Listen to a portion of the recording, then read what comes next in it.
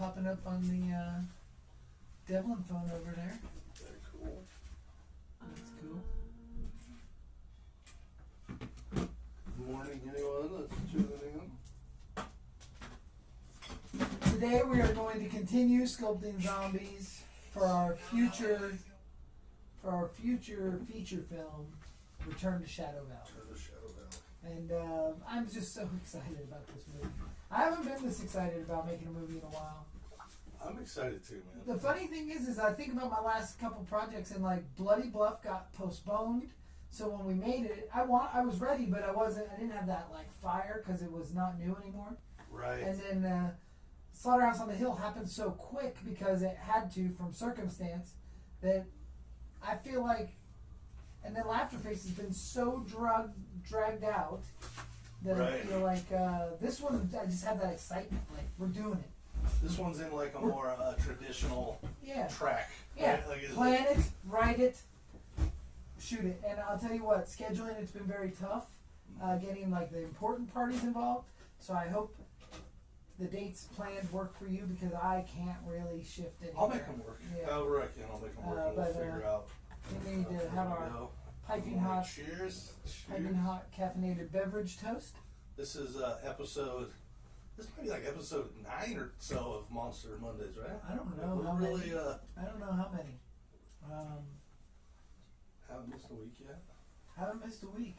Yeah, it's fun, man. I love doing it. So, actually, as we get into this, I started. You want to talk a little bit about the crowdfunding campaign? We don't have to go into all the details. I'd love to talk about it. I got some ideas. Perfect. But yeah. So I created a few spreadsheets, and I'll share them with you guys, but I wanted to talk to you about them before I did. For the perks, the stuff that we can do, all that kind of stuff. And then also sort of like ideas of how we're going to, where we're going to share it, how we'll share it, through emails. We'll do an opt-in, so if anyone's watching right now and is interested, we'll go. I don't know if you did that now. We'll start talking about it a few weeks before the crowdfunding campaign starts, and let people sort of opt in to get updates, and we'll do some early perks that only last a certain period of time, and so we'll do a lot of stuff. I don't know what opt-in is. What is that? Well, what I hope to do, what I'd like to do, is like, as we're sharing it out to people that are really excited, not just people that follow us on different things, but people that really want to know more about the crowdfunding, get them to kind of sign up so that we can send out like more direct sort of like, okay, it's starting today, and they'll already kind of know what's They'll coming. be following it. Yeah. So it's people that are really sort of a little bit more like likely to want to be part of it. Yeah. But then also hopefully within that group we'll create a group. That's what they did with like the Mahals did, right? Like they would create groups per movie. There are groups per movie, like Facebook groups, and they really keep everybody involved that's in those groups. Like it's pretty awesome. The engagement was really impressive, and between each other, everybody they know each other when they get to set because they've been in these groups together. That's awesome. And I really respect the way they pulled all that together. But yeah, I very excited. It's so funny because I have been so hesitant about crowdfunding in my career as far as being a filmmaker. I felt like I have something to prove, and somehow that dismissed what I was trying to prove. Right. This isn't based on anything other than my own personal thoughts, and I've flipped 180. I just keep thinking of these awesome experiences I can give somebody that wants to help fund this movie that nobody else can give. Right. Like my favorite thing that I've come up with is 2 different tiers, and they have to be limited. Like this is limited to 3 people only. Will get the ability to have their full body creature that they portray in the movie put at the Monster Museum indefinitely. That's crazy. Yeah. So somebody who's a fan of the Monster Museum, who maybe never had interest in being in a movie, but they really love the idea of their statue living in the Monster Museum forever, in perpetuity. 3 people can have the full body experience where their full body with plaque of explaining who they are is in the Monster Museum of a creature they portrayed on film. And then like 3 to 6, I haven't decided. I got to design where this is all going to go. Right. Can have the opportunity to have a bust, just a head. Like one of these. Yeah, just of their character that they portrayed, you know, monster-wise, in the movie, in the Monster Museum in perpetuity. Just not too But I don't know anybody else. Nobody else is doing that. Nobody else has the ability to do that. No, yeah, and that's know? what's so cool about like the new technology or whatever with 3D printing and everything you guys are doing is like, you know, that to do that before would have taken. Well, I mean, months of work just the to fact, impossible. just the fact that I would take the molds and their makeups, just like everything else in the museum that's screen used, is the stuff that it will be what was on the film. But with 30 zombies in the movie, we can't put them all in. Right. Like when you go through my Bermuda Island section, there's 2 monsters in the Monster Museum, a head and a full body. But there was 5 of those guys running around on the island. I just can't fit them all. Right. So this would give the opportunity for 3 of our zombies, you know, no matter how big their part is, they gotta look cool anyway, to get to live in the Monster Museum forever as Awesome. as a display of screen used memorabilia. And I think that is that's just a gift that somebody, like I know some people that are huge fans of the museum that would light a fire. And then we were talking about doing with the scanners and the printers, doing action figures of, and those don't have to be limited. That could be, Right. we could sell as many of those parts as you want because the 3D printing is available. We have the resources, you know. But I just think that's awesome. there's some really cool perks we can do. There's some really cool things we can do, and more so than a t-shirt and a poster. You know, we can have signed posters, that's great. We can do t-shirts, but we can give an experience, a Monster Museum experience that other people can't give, you know. Yeah, yeah. That's why I always thought, like, you know, talk to you about the crowdfunding thing is like you're just such a cool, you have like the perfect build, and you know, like you just already have so many things that are cool that people like. But it's so funny because I never would have, I just wouldn't have embraced it without like you kind of being in my ear and gently nudging. Not the more you get aggressively tell me I should be doing it, I would be like nope. But like over the time you kind of broke it down, and then I remember we were sitting right here and you're like, would you entertain the crowd? And the way that, like, we talked about a little bit too, with everybody else turning it's like, I also, like, when I reached out to these kind of crowdfunding experts that helped me sort of understand how to do this and the right way to do it, they're, the people that I dealt with have a very specific sort of game plan that I think works really well, that they're really good at, but it is what you don't like, and it's also what I don't like. I don't want people to give me money out of like, you know, like, oh, they're trying to do something nice for me. I don't want it to be, No, it should I be want an them experience to of be part of it, paying for. 100%.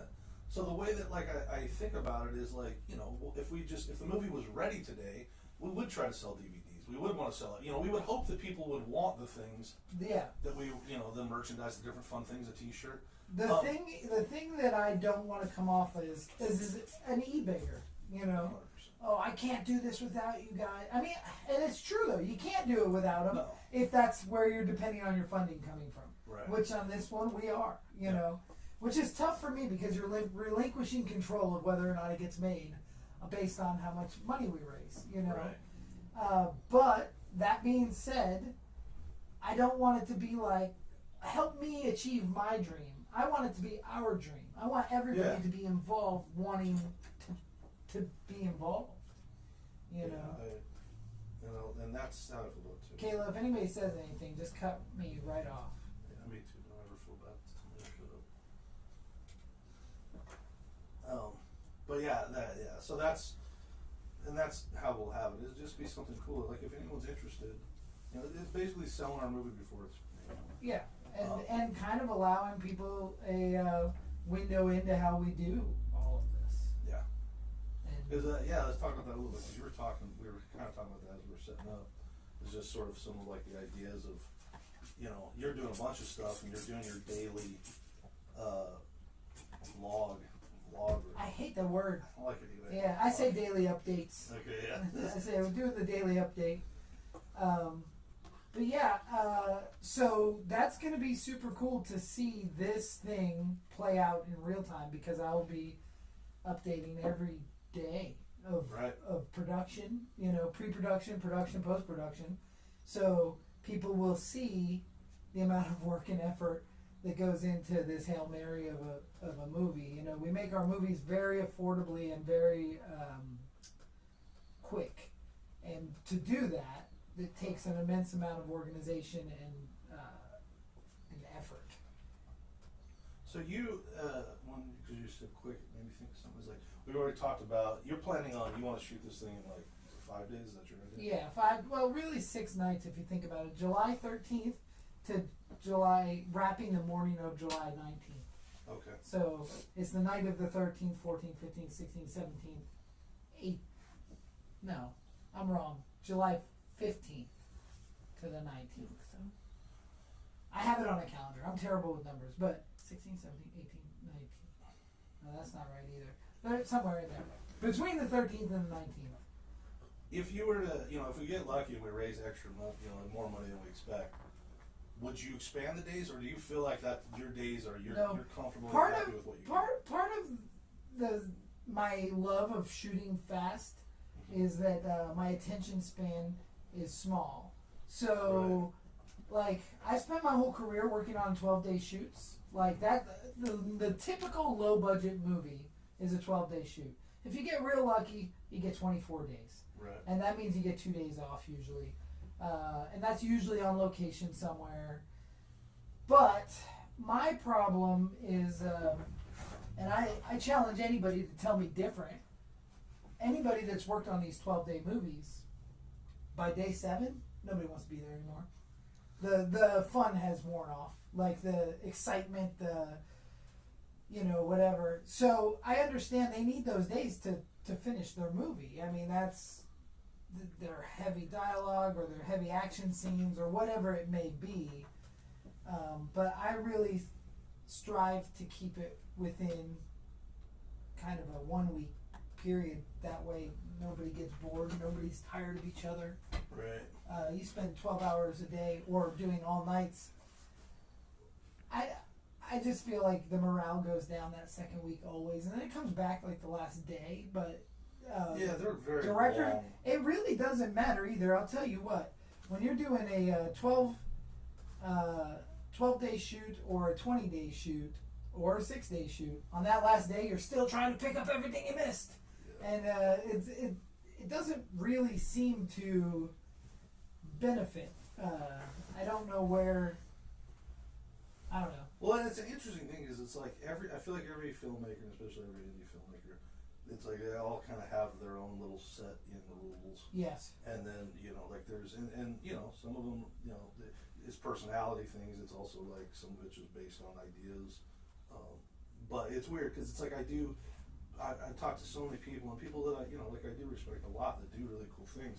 And that amount of time and days, like you'll hear every kind of different scenario, and I don't think any of them are wrong. I think that it is for them. You know, it's them. Yeah, and so here's the thing: like I have weird little rules that I follow. Like my cast members, which we work with a lot, are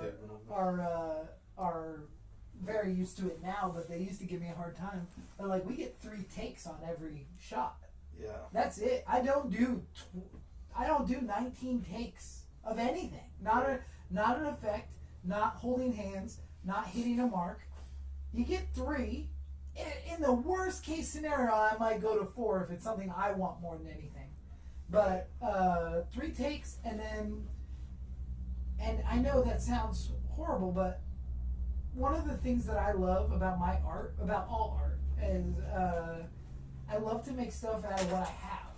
I like, if you go through Tom Devlin's Monster Museum, it is all found items and garbage that have been repurposed in a way that, like that Myers house is built out of my kid's crib and some roof ceiling panels I found in the dumpster and an old door that I found. Like there's not a bought Right. anything in the whole museum. And a lot of times I'll be out in the desert or I'm driving somewhere and I see something on the side of the road and I'm like, oh, I can repurpose that for this, and it Right. evolves and whatever. But when you're making a movie, it's not much different working with the takes that you get. So did you get the perfect take? Maybe not. But if you can finesse the edit with what you have, you can make a perfect movie. A perfect movie for what it is. Right. And that's one thing that I really do love to do with the speed, is not allow myself to be such a perfectionist that I can't finish the movie. Right. And Because that is a huge, and the part of that that's hard for a lot of filmmakers to understand is that they imagine themselves a perfectionist and they embrace that because they're like, it's because I care, because I do this thing. And the real hard reality for a lot of people to really swallow, that I think would open your mind to doing things a little bit more efficiently, is that it's not as perfect as you think. no. Like a lot of people will work really, really hard and take forever. And because also, like, making movies is really hard, and you got to learn the things that you don't know, and you got to fail and kind of like see something differently so you can fix it next time. There's But corners to you got to cut. get finished to that. Yeah, if you don't finish the product, all that hard work everybody did doesn't matter. Yeah. I have a very good friend, Philip Tricky. I don't know if he watches this, but he's a good buddy. And Waleed and Chris did some effects for him on a short project. Geez, probably 5 years ago. Uh-huh. And it's just not done. And I think it's because Philip wants it to be perfect. Right. Well, it's not gonna, nothing's ever perfect. I don't care what movie it is. It's Star Wars is not perfect. You just have to get it done. I don't know. Completion is key. That's one thing you'll hear me say all the time on set. Completion is key. If we don't finish the movie, it does not matter Right. how good that sunset looks. Right. But do I want a cool sunset? Of course I do. Yeah. And do I want great takes and great acting? Absolutely. And I do put a lot of pressure on my cast to know their lines and to be prepared, so we can get that awesomeness. But if they don't, I'll feed them some lines so they can play the game of repeat, and then we'll cut out the dead space and we'll make it work. Right. And that's Because that's also what goes along. and with I it. don't get, there's nothing that I get angry about. Like, if I get there, I'll tell you, I made this weird movie called Hello, My Name is Gacy. And it's super weird. And the dialogue is so convoluted. And I had John Ward here. And John Ward, he's a great friend, local Vegas guy. I think he's a great actor. He would say, oh, he's just a filmmaker that likes to act. Yeah. But John, like, this dialogue, it was hot. It was probably 110 degrees. And so I just stood off camera and I'd read him a line. He'd repeat the line. I'd read him a line. He'd repeat the line. I'd cut to the coverage of Carius as Gacy. Uh-huh. And it cuts together seamlessly. Right. Like, there was never, I'm not grumpy about that. I'm not like, oh my God, John Ward didn't know any of his dialogue. He told me when I cast him, he was like, this is kind of crazy dialogue. And I was like, don't worry about it. I'll help you through it.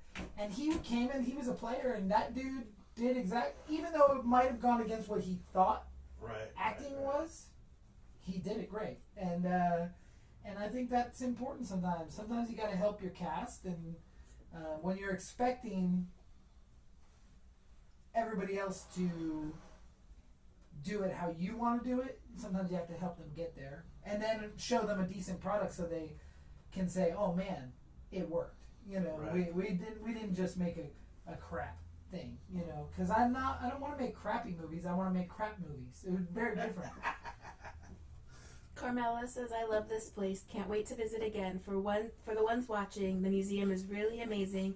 Different props and your favorite horror characters. The staff is also knowledgeable and very friendly. Awesome. They are. Everyone you've always worked, everybody I've ever met through it has been amazing, including. Kayla.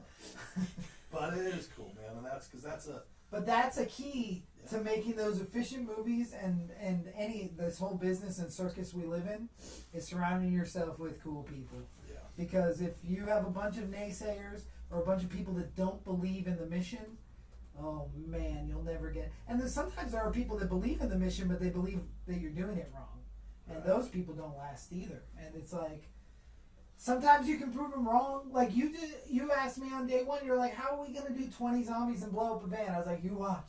But you didn't naysay and say you can't. No. You can't do that. You just said how, and I'm like, we'll figure it out. And if we have to pivot, we pivot. You know, that's when I teach makeup classes and monsters, I always tell people don't get attached to the clay. Absolutely, don't get attached to the clay. Which is such a good thing. Sometimes you got to pivot 100%. and change that direction, and sometimes you got to let go of what you want to please the customer. And that's something I have to have a battle in my own head. I have to let go of what director Tom wants to please producer Tom. Right. And that's difficult sometimes. Well, and also I think what's valuable about it too is like sometimes you don't know that you're attached to something. Like sometimes you're not aware that you're holding on to something so tight. So like when you were saying that, I've heard you say that don't get attached to the clay. Like, yeah. Like, and it was like one of those things where it was a little bit of an opener to my brain where I was like, I never felt like I was like, oh, I can't touch this thing. Yeah. But I felt like, oh, this is, like, I don't know how to touch this thing, or I don't, like, I better not touch that thing. Yeah. But it wasn't like, it's like sometimes you have these thoughts that you don't really think through, and you just don't, you kind of stay away from things. So it's good to, I feel that way about editing too, because this is the thing, is I don't believe, I'm not saying it can never be done. I think sometimes people can edit their own movies, but sometimes when people edit their own movies, they're so attached to something they think's important without getting that outside perspective of whether or not it even matters. You know what I mean? Yeah. And so I prefer to throw together a rough cut, which I will do with our movie as we go. I'll put the dailies together and build a rough cut, and then hand it off to an editor that knows how to make movies. Right. And not that I don't know how to make movies, but sometimes I'm really attached to the dirt bike scene because that dirt bike is important to me, and I will fight to put the dirt bike in the movie, but maybe trim 14 seconds off the damn dirt bike, right? So it doesn't just become a Crusty Demons movie. It's a a monster movie. It's actually complimenting the rest of the movie, because that's the question you got to ask yourself is like, what does it do for the story? What is it doing? Yeah. And sometimes it's not. Sometimes it's just pure production value, because when you have dirt bikes in a movie, it feels fun and big. Right. And but sometimes you gotta. It's another one of those things. You gotta know when to hold them and know when to fold them. Yeah. If you can say without being ashamed of yourself, like, no, it's just I want the dirt bike. Like, I want more dirt bikes. And sometimes I'll do that. Sometimes I'll say, I know this is not right for the movie. I can tell you a perfect example. In Nameless, I shoehorned in all of these inside jokes about Legend of the Sasquatch, my first movie. A movie that nobody's ever seen. Right. I shoehorned them into Nameless in case, when Plan 10 takes off, people are like, what is Christie's character talking about? Right. And then they can find out, oh. And I even, to the point, she talks about Jagged Sands a lot, which is where Sasquatch takes place. But we're going to retitle the film to re-release it on Tubi as The Beast of Jagged Sands. So if anybody Google search, what is she talking about, Jagged Sands? It'll come to that movie and they'll understand. That's awesome. Because she actually plays a character in Nameless that is a survivor of Legend of the Sasquatch. And nobody knows that. And it's never said, except for a couple times she mentions, like, my friends got killed by a monster out here. And it just, they breeze past it. Nobody harps on it. Let's see that movie. How is she, was she supposed to have been, she was just friends with them? Or No, she's a character named Dawn, who's like a little groupie girl that's trying to sleep with the punk rock band. And then she runs off into the desert and gets her back slashed. And that's what we see. And so that's her death. But it was a pretty weak death. Like, she just got slashed on the back, you know? She could survive. So while Waleed is getting intimate with Christie's character, Dawn, who's the same Dawn, she removes her shirt and we see the scratch on her back. And he's like, what's this? And she's like, I told you, the monster. But, like, it's so breezed past. Nobody says, like, hold on. There was a Sasquatch that had no hair and was naked and it killed you and your friend. But she asked the park ranger about it. And there was a million times while editing that movie, I was like, I should take all this out. None of this matters. This is the goofiest thing. And I was like, no, I want it. Right. So it wasn't being attached. It was just making a decision. Like, who's more important, me or the audience? In this part, it's me. You know, this one's for me, and for the 5 people that know what I'm talking about. Right. But I just thought that Christy played the part. She watched the movie and learned the role and was like, kind of dressed like her, put together her own outfit and everything. It was very cool. That's awesome. But yeah, I don't know. Sometimes that's not the right move. Yeah. But sometimes it is. But at the very least, you just got to be able to ask yourself that question. You have to have the awareness to kind of be critical of kind of your own thing. Like look at it. And I think that in my next movie, I think I probably will do the final edit on it. But I might not. And for me, on your price reviews, like if I find the right editor, right, that gets me, then I'll be fine. My technique that I've found to work the best to make me the happiest, because my ideal editor is my wife, but she moves too slow, so the word ideal is not ideal. My favorite editor is my wife. I think she can tell a story. She's really, really good. So what I like to do is edit the rough cut. And this is exactly how I'll do Shadow Valley. I will edit those dailies into a rough cut. Then I will hand it over to Caleb Emerson, who is a fantastic editor. He also shares a brain with me with low budget horror. He's a professional, big time editor, but also he is his roots are in garbage. Yeah. So he gives like a good flavor. Like Teddy told me to, has this beautiful, like it almost feels too good for what it is. And that's Caleb and then John Mazzari, the score. Like they really make that movie feel bigger and more planned than I feel like it really was. Right. And then when Caleb's done, me and my wife sit down and I just do a couple little tweaks. Just get back sometimes like, oh no, I really did want that hammer hit in slow motion, or this or that. But like if you watch the edit on Las Vegas Frankenstein, that was all my wife, and it took a long time because I don't even think it took as long as I think it did. I think I was just impatient. But it's perfect. Like her edit is beautiful on that movie, and I would have her edit every film, but she doesn't want to sit behind a computer her whole life, and I don't blame her, And she won't work in the summertime anymore. That's a new rule. I like that she's at the pool. If you need Lola in the summertime, she's in my backyard. It's hard to edit by the pool. Yeah. But I think she's earned it. She's done a lot. Yeah. How are those teeth? Oh, much better. Smaller wise. Little chiclety still. You could curve them, round them a little bit. But looking good. I gotta start molding some of these zombies because we're getting so many zombie sculptures. I showed them off to Jason Wallace earlier this week on one of the videos, and I was like, this is a lot of molds to make. I gotta start doing some molds. If I can help, I'll come down one day and help. Just because I've never done it, I'd like to just kind of what I think try. Is I'll have like you and Waleed and Chris and just a bunch of people have a little mold making party. Yeah. Set up a long table, and we'll just all do it at the same time. Just. Okay. I have a former student, Christina, who's been making some of her own molds, but she's been having some problems.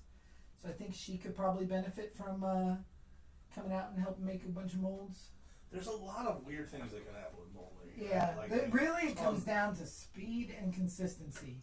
Consistency of the material and speed of the work. Right. Like it's gonna set up, so you gotta move faster than not. Because like when we talk about Face Off, but it's like you watch Face Off all the seasons. Like there's not a season where someone's mold, or I don't even know if there's more than a 3-episode span where someone's stuff doesn't get locked and there's some nightmare. Yeah, they shouldn't have been on the show, honestly. No. I did have one mold that cracked up, and then I was working with a partner, and she was like, "Oh my God, the mold is cracked, and it's what are we gonna do?" I I was like, it's fine. This is not a big deal. Yeah, Like, exactly. this is so not a big deal. Throw some Zap-A-Gap in it and call it done. It was for arms. It was like, I don't know if there was a slight undercut or I was moving too fast. I don't know what it was, but it wasn't a big deal at all. I was like, you gotta chill out. So what happened exactly with that for Lane? So basically, I had made some sculpts of some arms that were like big old rubber glove arms. And maybe the seam was a little bit past the horizon point, so that's called an undercut, and it'll lock in. Oh, okay. Like if you mold this head, you have to mold it directly down the center horizon. If you go too far back, you're now locked, and you can't get that mold off until you break it. Oh, okay. So that probably is what happened. It got a little hairline crack. Not a big deal at all. That's why we put burlap in them. They can't fall apart. We just all I had to do was put a little glue, a little Zap-A-Gap in there, and it was fine. But She probably was like freaking she out. didn't She's have like, enough experience. "Oh maybe, my like, god!" I think she was awesome. just dramatic. Like whatever. And then half the cast members. I mean, I'm not talking garbage. This was 20 years ago or whatever. 15 years ago. But a lot of people had problems with the molds not opening and locking and not released, and they didn't know how to use a proper mold jack, which is like you have a mold, 2 blocks of wood, a cross beam, and a clamp, and it gently just tugs it out like a come along. Super simple, like mold menu 101. And I'll never forget these people running around like chickens with their head cut off, and everybody's helping each other, and I'm just like, oh, I'm such a dick. Because I'm trying to win $100,000 here, and maybe this gives me an up. You know, I don't know, but I see it in like modern game shows, and I never saw it before Face Off, and maybe it was on the cooking shows or Project Runway, but I never saw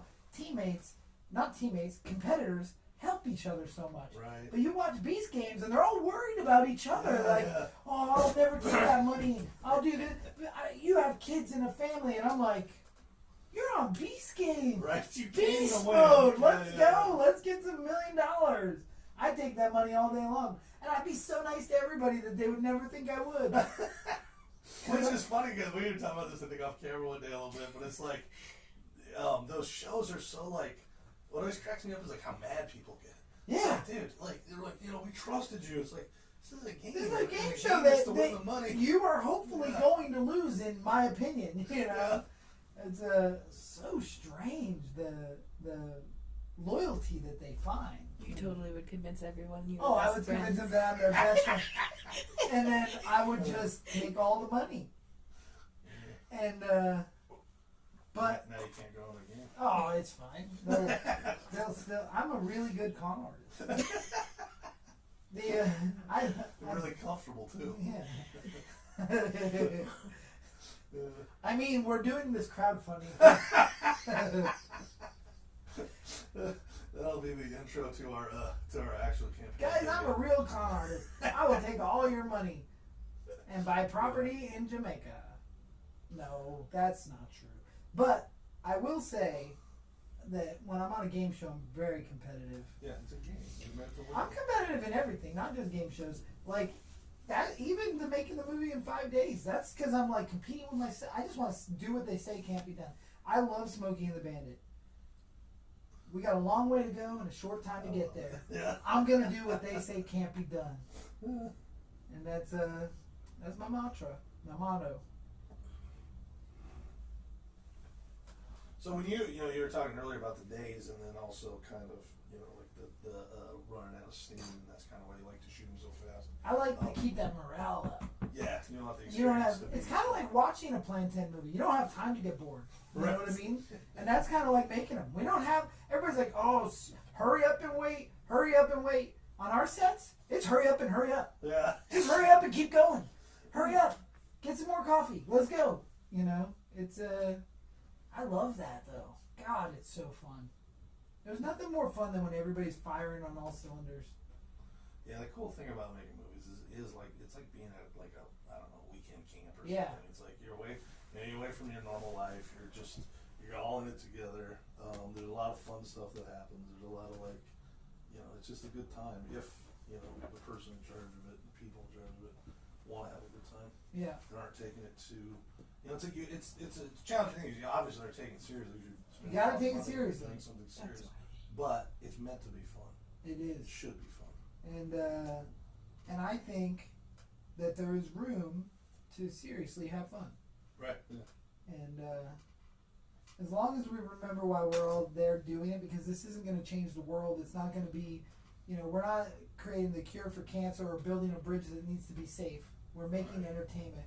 So if we're creating good entertainment, one time I wanted to quit movies, like my whole life. I was like, I'm quitting. I'm doing something. I want to go be a firefighter or something that matters, Right. And my uncle, who was at the time the head of the SWAT team in Stroudsburg, Pennsylvania, Oh. and he said, well, let me tell you something, Tom. When I come home after the hardest, craziest day of dealing with bad guys and keeping our community safe, and I turn on a movie like Bioslime Right. and sit there and decompress and watch goo monsters and babes, Yeah. that's a service you've done. You've done Yeah. that service. And funny thing is, Bioslime no longer is available to watch streaming until very soon because Plan 10 is going to put it out. But I'll never forget my uncle pulling that name out of. I mean, that was a real conversation, and I was like, What was Bioslime? it's a horror movie that I made years ago that I did the effects on. John Lachago directed it. Okay. It's really awesome. Me and Nightmare Christie just did an episode for our Tales from the Vault show on Bioslime. Oh, cool. But during that show, I discovered it is no longer available anywhere. It has no live streaming. It's not available. So I reached out to the director and I said, "Who owns it? What's up?" And he said, "Oh, I got the rights back. It's And I said, "Well, I'd like to put it out on streaming and Blu-ray. We'll do a special edition Blu-ray with new special features, updated. But we'll do. I would love to put it out on Tubi and stuff." And he all in, and we're working on it right now. So it's a super fun movie, and it's like The Blob meets The Thing, Oh, nice. and in a porn studio. It's really fun. But my uncle, I'll never forget that conversation when he brought up, when I get to watch a movie like Bioslime after a hard day of work, and I was like, that's a. All of us love stories, movies, books, Yeah. whatever it is. We like the escape and being taking part in watching or whatever. So stories are very important. And that guy, my uncle who said that, is the one that introduced me to Monster Squad and RoboCop. Oh yeah. RoboCop and Terminator and Aliens, and That's like awesome. he was the cool uncle with some really fun movies. I had another uncle that showed me Toxic Avenger, but it's just kind of fun to realize where all this ended up. Yeah, it's really cool. The one thing too is to say when you were talking about the 3 takes, I've never done that, but it was one of the things that more that we talked, and then I've talked to some other filmmakers that really, hustle and get a lot of stuff done, and I don't all have a 3-take rule, but they all Sure, kind they of have discipline. like a discipline rule of, sort of how they're going to do things. And also, back to what you said, is it's like, what's important about that is like if you're going to ask somebody or tell someone they only have 3 takes, there's a couple things. Number one, they can prepare for that, and that's cool. But then also number 2, I think the most important part is like what you said, is it's like you're giving them space, that like you're not like, okay, that's 2 takes, you fucked up both. It better be perfect. And because a lot of times with directing, what you have to do is you have to, when you're watching somebody, if they can't deliver a line, you can't make them keep doing that line. No. You got to find then the other line that will work. The other thing is they want to look good on camera. Sure. Yeah. So it gives them the pressure. They're not just waiting for their close-ups. Right. You know what I mean? Yeah. Also, that's another speed change that I do, is I frame a lot of my 2 shots or my wide shot. Usually a 2 shot, I frame for close-ups. So I position those people in such a way that in 4K, we'll shoot it in 6 sometimes, I can pop in Yeah. and save the coverage, because so we light it. It's not always the best solution, but it's something that helps me with speed. And when the sun is setting on the side of Mount Charleston and you got 4 pages of dialogue to get through, I'll set all 4 of them up, get a wide, and then I'll pop in on them. And you have to do that sometimes. And not ideal, but it's sometimes what you got to do.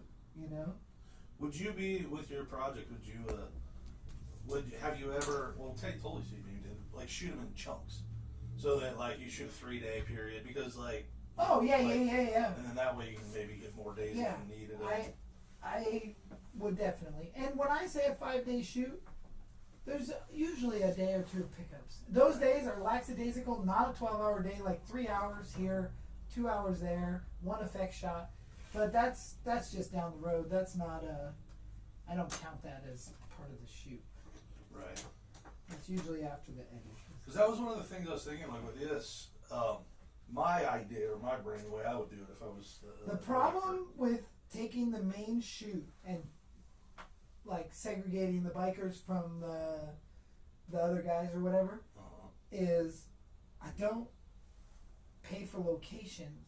Like it's easier on the people who I'm making their lives hard to just go and get it over with than to keep coming back, and having to, on Sandsquatch we went back to the location that we shot it almost a year later when it was already edited, and the owner of the property attacked me with a shotgun. Jesus. And I was like, James, we're friends. I did it. He had no recollection that I had made the movie there. And that was a scary moment. It was We need to have a pretty- different podcast pretty called cool. The Time I Almost Died. The time Just all of your stories about the times that you almost died. Because I feel like I feel like it's a long. I feel like there's a lot of episodes. Maybe. All right, I'm trying something here where I'm doing like a big wound. Okay. But is there any tricks or any sort of like? I mean, what it is obviously is gouge at a big piece. Sure, but think about how deep is the skin as opposed to the skull. Got it. So don't head skin's not super deep. Although we're doing theatrical, so Right. it can be a little deeper, but make sure you remember there's a skull under there. And if the skull's broken, show it to us. Oh yeah, perfect. Kind of like Jason Voorhees in Part 7 or something. You see his eye all cut Right. up.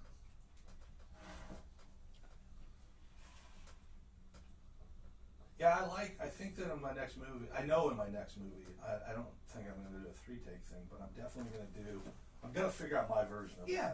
And I like to be able to communicate that to the actors going in, because the one thing that I've experienced that is that you get, if you kind of don't have any sort of like, obviously you're paying attention to your time, but if you kind of don't have a plan when it comes to like, I don't know, what the amount that you would do, whatever, all those different things, you can easily kind of fucking end up way behind. Right. Because you're like, one of the things that drives me nuts, and I'll never, this I vowed to never do again, but was like the safety takes. Yeah. And only, look, if You're you never nail gonna it, use it. yeah, if you nail it in one, I don't even know that I'll do that anymore, because it's like, safety takes were for film. Yeah. Like when you couldn't monitor everything and see everything. Sure. But it's Check like the gate. Yeah, you have somebody there that's on sound that knows that it was right. You saw it. Everything's good.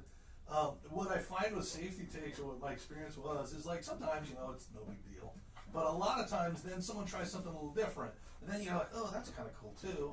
Or they fuck up the next one, and you don't want to end on a bad take, and so all of a sudden you nailed it on take 1 or 2, and then you're 12 takes in, and it's just so stupid. It makes no sense. The one difference is you need to listen to your camera guy, and if he says, "Can I have another one for safety?" 100%. That means I messed up the last one. And so That's a very good point. because when I say no, we're good, they don't want to say I messed up the last one. Yeah. So so you got to get one more for safety if the camera guy says so. That's a very good point. But the other thing that I am a huge proponent of is I've like combined the AD and the script supervisor and the line producer. Kayla plays all of those parts. So I don't know how many times an hour I say, Kayla, what time is it? Kayla, what time is it? Right. Kayla, what's the time? Because I'm on a schedule. I make a shooting schedule, and everybody's like, oh, I can't tell you how many times I've heard this in Las Vegas. Never before. But in Las Vegas, oh, I make a shooting schedule, but by the second shot, I'm not following it anymore. Terrible. Whoa! I'm very How do you make a movie in 12 hours? How do you do a 12-hour day and end in 12 hours? I can tell you I've heard it more times in Las Vegas than anywhere else. And maybe that's because they're teaching something funny at UNLV, Maybe that's because I don't Well, know. if it just becomes the norm, then it's the norm. You know, I don't know why, but if Charlie Band did not follow his shooting schedule, we would not have any Full Moon movies. You know what I'm saying? The one thing I learned from Full Moon is that that schedule. Like, I know what time I'm done with everything. Right. And I eat at 6 hours every day, and I wrap at 12 hours or right there at before. I don't go over. I don't do, why we're doing 15-hour day. So my friend Steve, who is a big part of Plan 10, Steve Hansen, he doubles as a art department guy with me. He builds sets, you know, and we work our butts off. So he'll write, I remember this very, very, very distinct funny thing. There's a filmmaker that you and I both know. And he has an extreme tendency for over long shoots. Like not even in the realm of 12 hours. I've seen the daylight come up on a short film in his backyard more times than I like to admit. Right. And that's not fun. Like it becomes boring and tired and not fun when you're not expecting an overnight shoot. But Steve wrote this comment on Facebook. He was like, another 16-hour day, Plan 10 family, woohoo! And that said filmmaker left a snarky remark.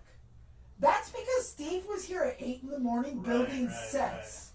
He built sets, then put a costume on, then worked all day, did a fight scene, and then wrapped at exactly 12 hours. You know what I'm saying?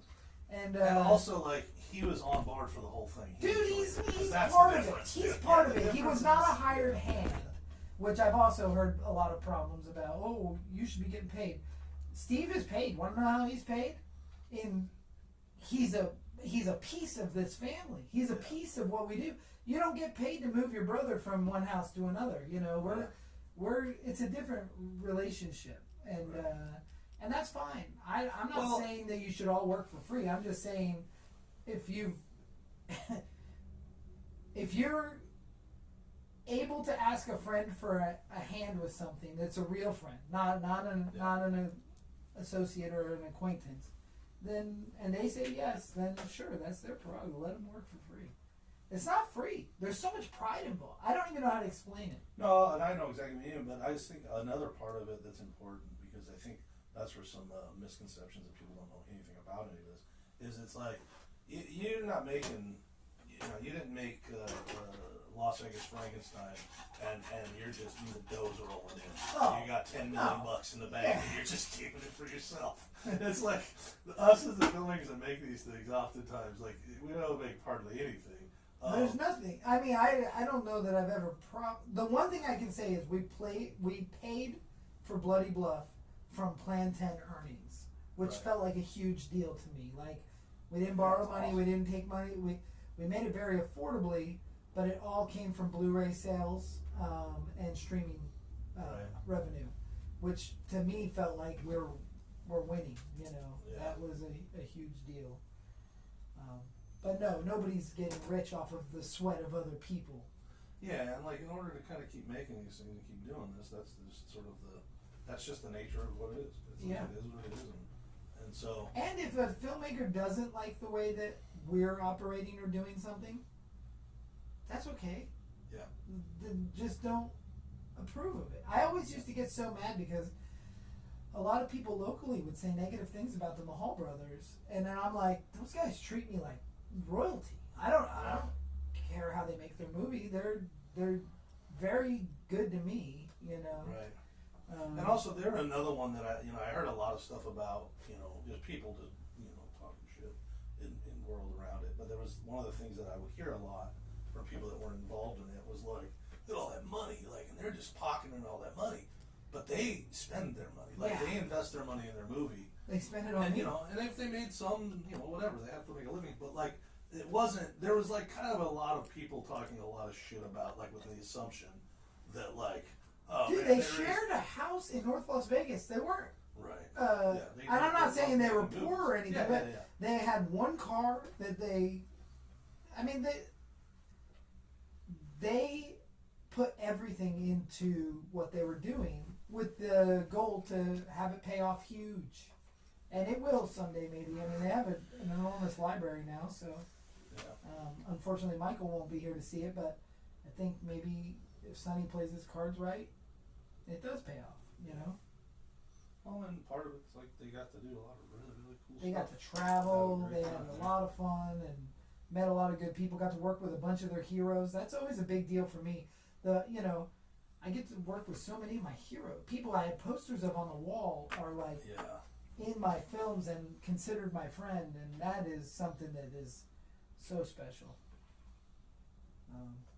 But I don't know. I digress because I feel like I'm not trying to complain about anything.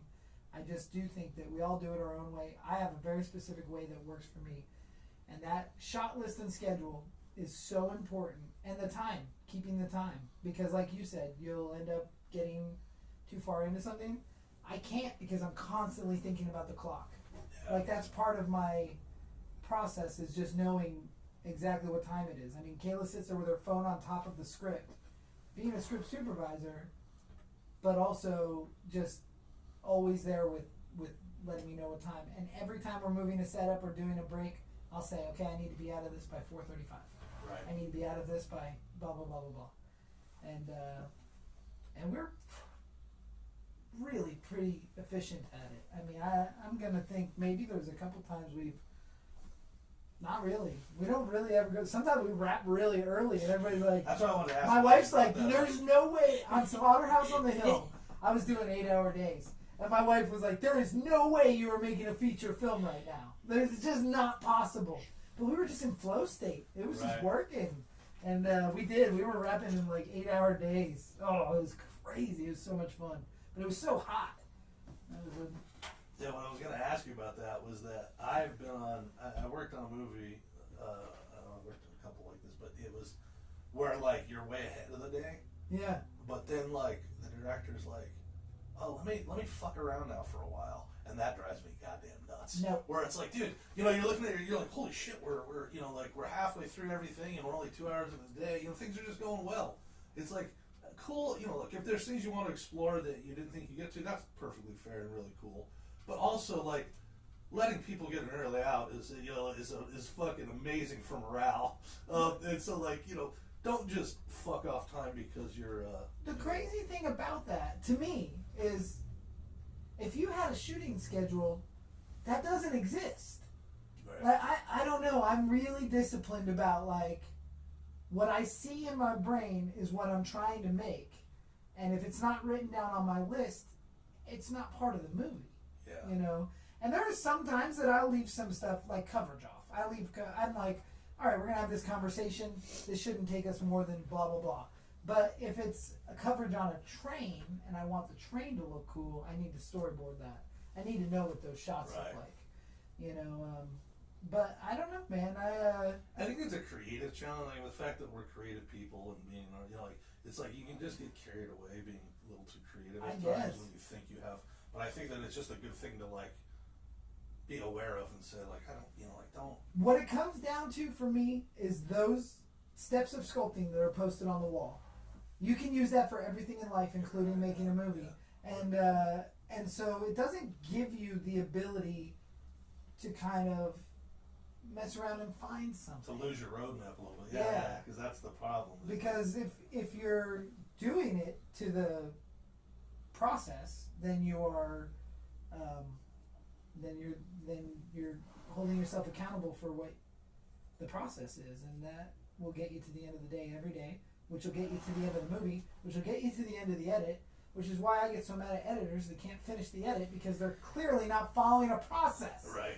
Dude, you just clay it up, go back and refine it, and then do your fine detail, rough detail, poor texture, which would be sound design and color correction. You're done. It's not that hard. It's not that hard, but it is. But I think that the biggest problem with editors, because all the ones that I know, is like when you're working on something big. When you're doing a 3-day edit, it's a fucking 3-day edit. They've done enough of those, like with the promo, whatever it is, that they know their workflow. They can do it without really thinking.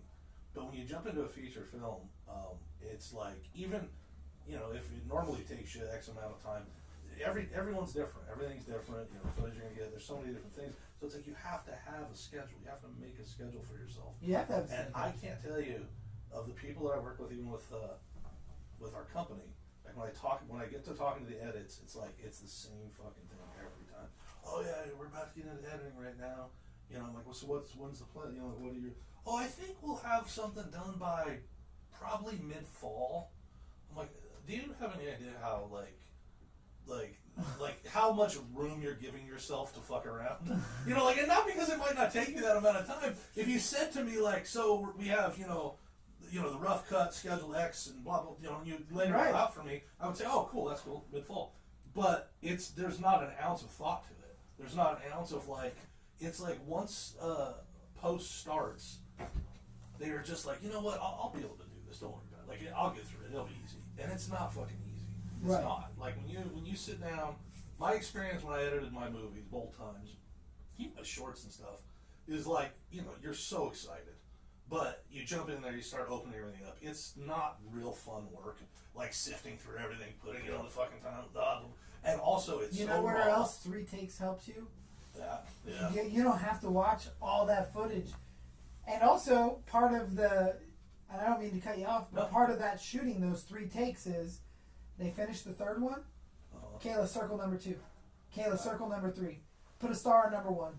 If I get it in number 2, put a star on it. We don't need the third one. You know what I mean? Like, boom, boom, boom. If an actor requests a third take, I'll give it to them because they're giving me this. Sure.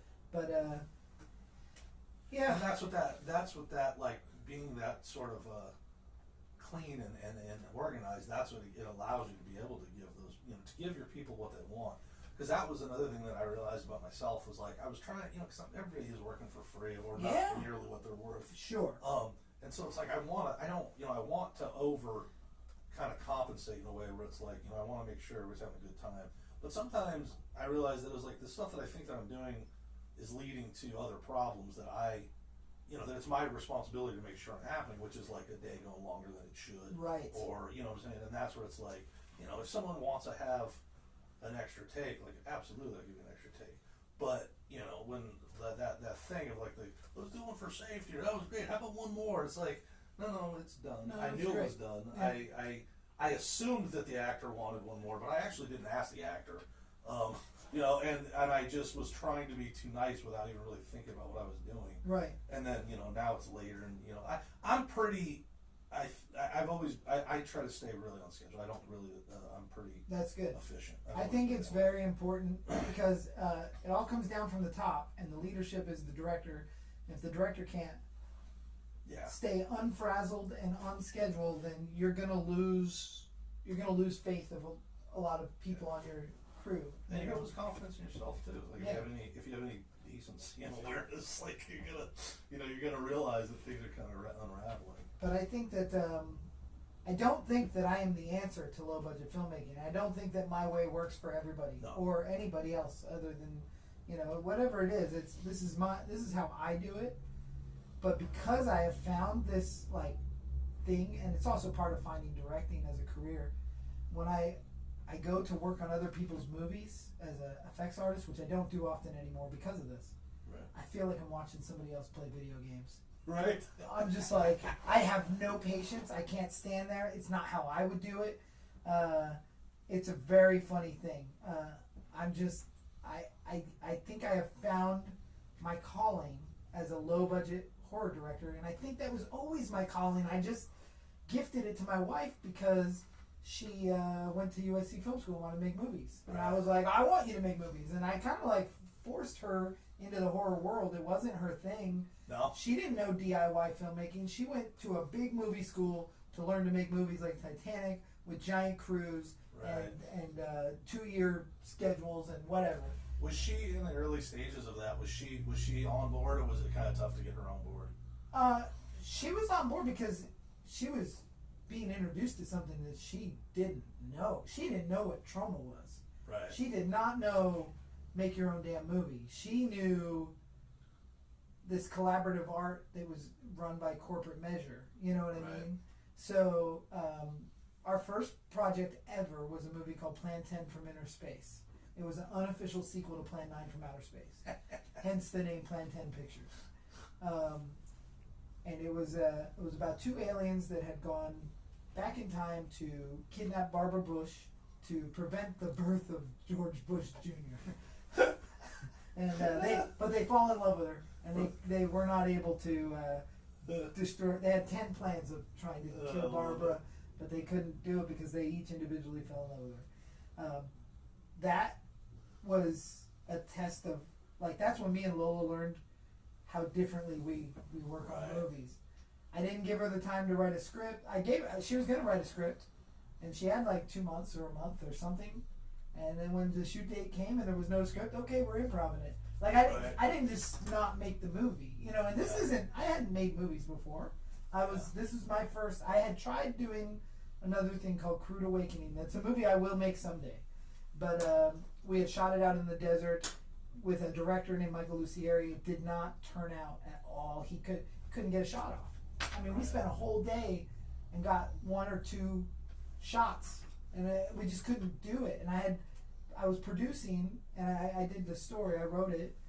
So anyway, with Lola, she learned very quickly that this was going to be tougher with me than what she thought, because I wasn't messing around. I really wanted to do it.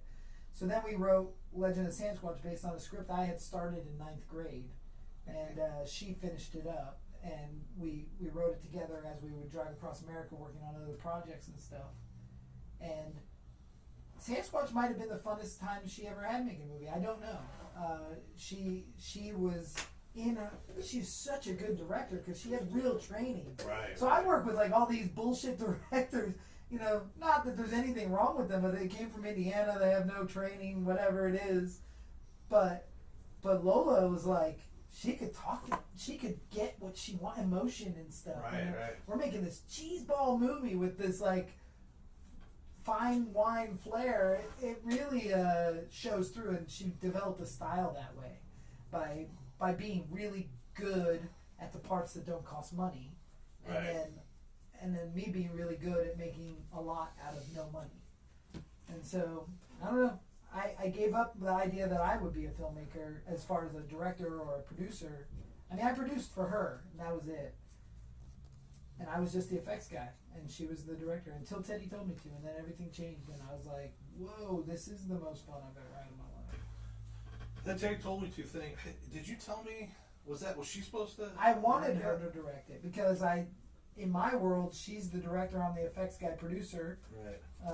I wanted her to direct it. She said no. She's like, you do it. It's your movie. I was like, but you're the director. Right. And she's like, but you know what you want. You're just going to stand over my shoulder and tell me what you want, which is true. Right.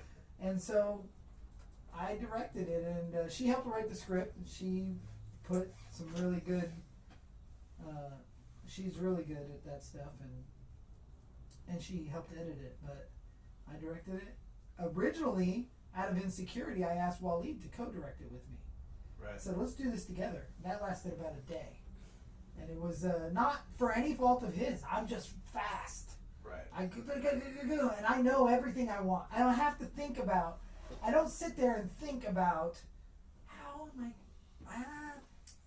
I don't have that.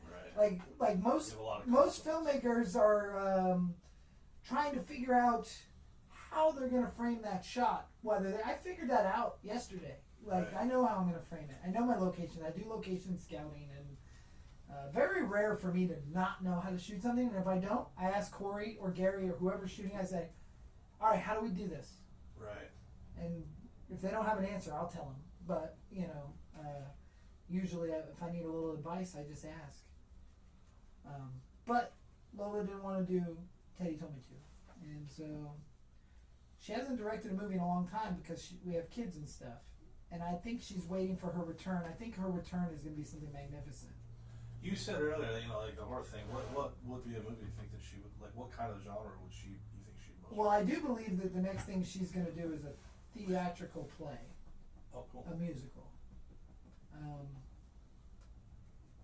I think that she enjoys making horror films. I mean, she got drafted into my life, and she's become a horror person. I mean, she's in a book about women in horror.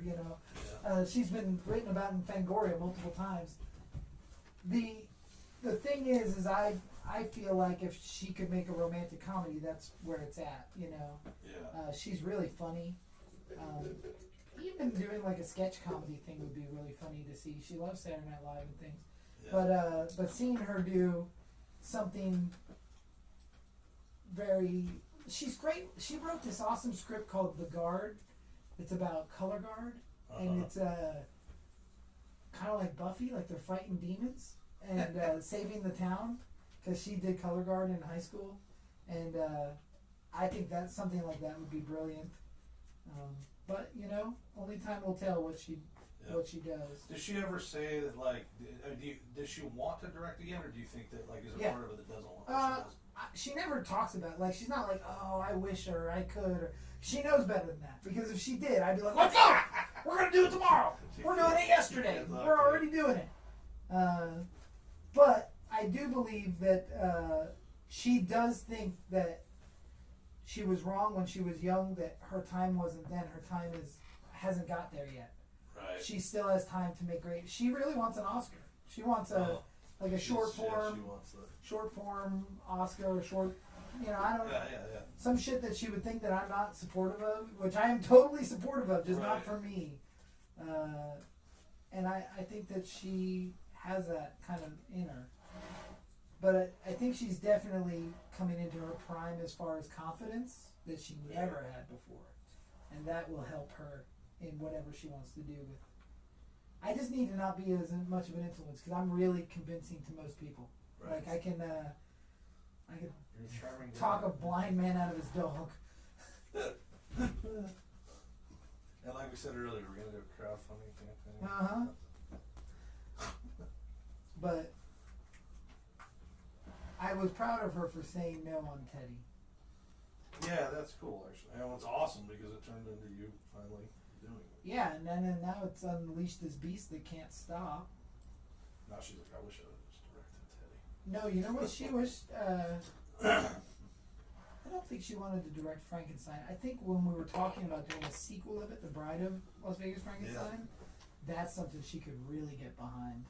Right. Victoria Strange would work so well with my wife, because Victoria's a real ass actress too. She's great, yeah. Yeah, at the end of Las Vegas Frankenstein when she turns, it was pretty fun. Yeah. I have this plan that she gets to be a Vegas showgirl. And so all these people are coming, and she's loving the accolades of her being a showgirl. But then Gary realizes, John Carey's character, Gary realizes that they're all watching her like a freak show. This has nothing to do with her talent and skill. So he's in love with her, and he wants to rescue her, because she's the only person that ever treated him right. And that's the story of The Bride of Las Vegas Frankenstein. That's awesome. It's funny, when you make a movie, you always come up with a sequel while you're working on it. Yeah, And most of those sequels I'll never make, but yeah. I come up with them a lot. I have a really good sequel for Nameless that I want to make. Yeah. Yeah, and I have a great sequel for The After Dark. God, it would be so good. So when you, like, because you work in like such low budget, with such low budgets, are there movies that like you wouldn't want to spend, like, I mean, obviously, of course, it's sort of a dumb question, but it's like, I mean, is there, let's just say it's Nameless 2. Like, if somebody could give you $100,000. Nope.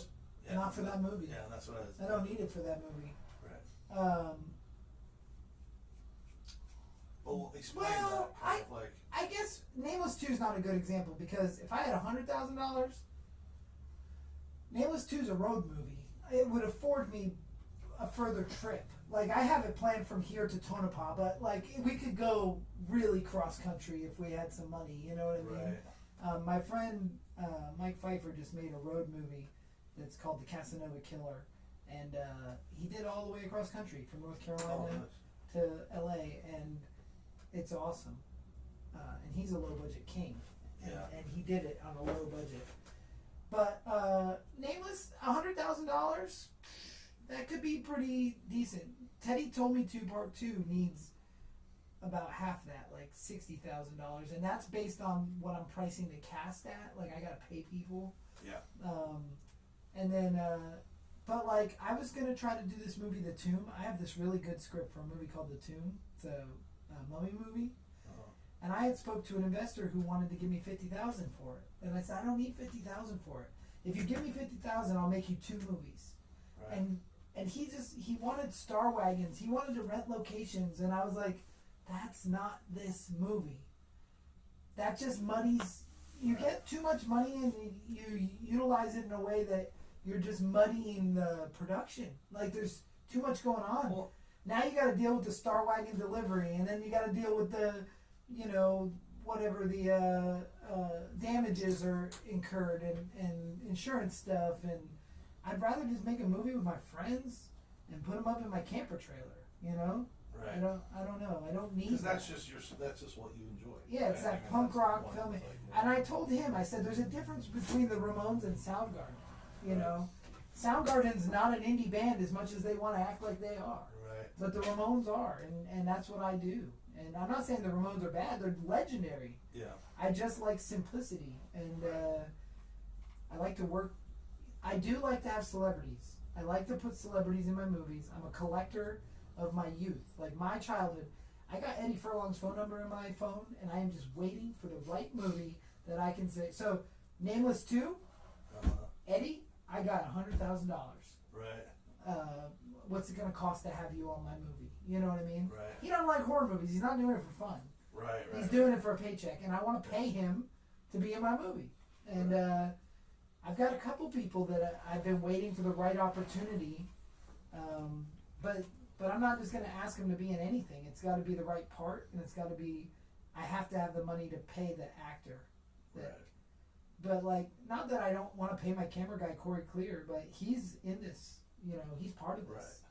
When I say we make movies, that's because he's part of it. So his contribution, and he has stepped up. He paid for Dwayne Whitaker on our Slaughterhouse from the Hill. We wanted to put a name in that part, and I was like, man, I just need this money for a plane ticket, and I'm out. My budget's tapped.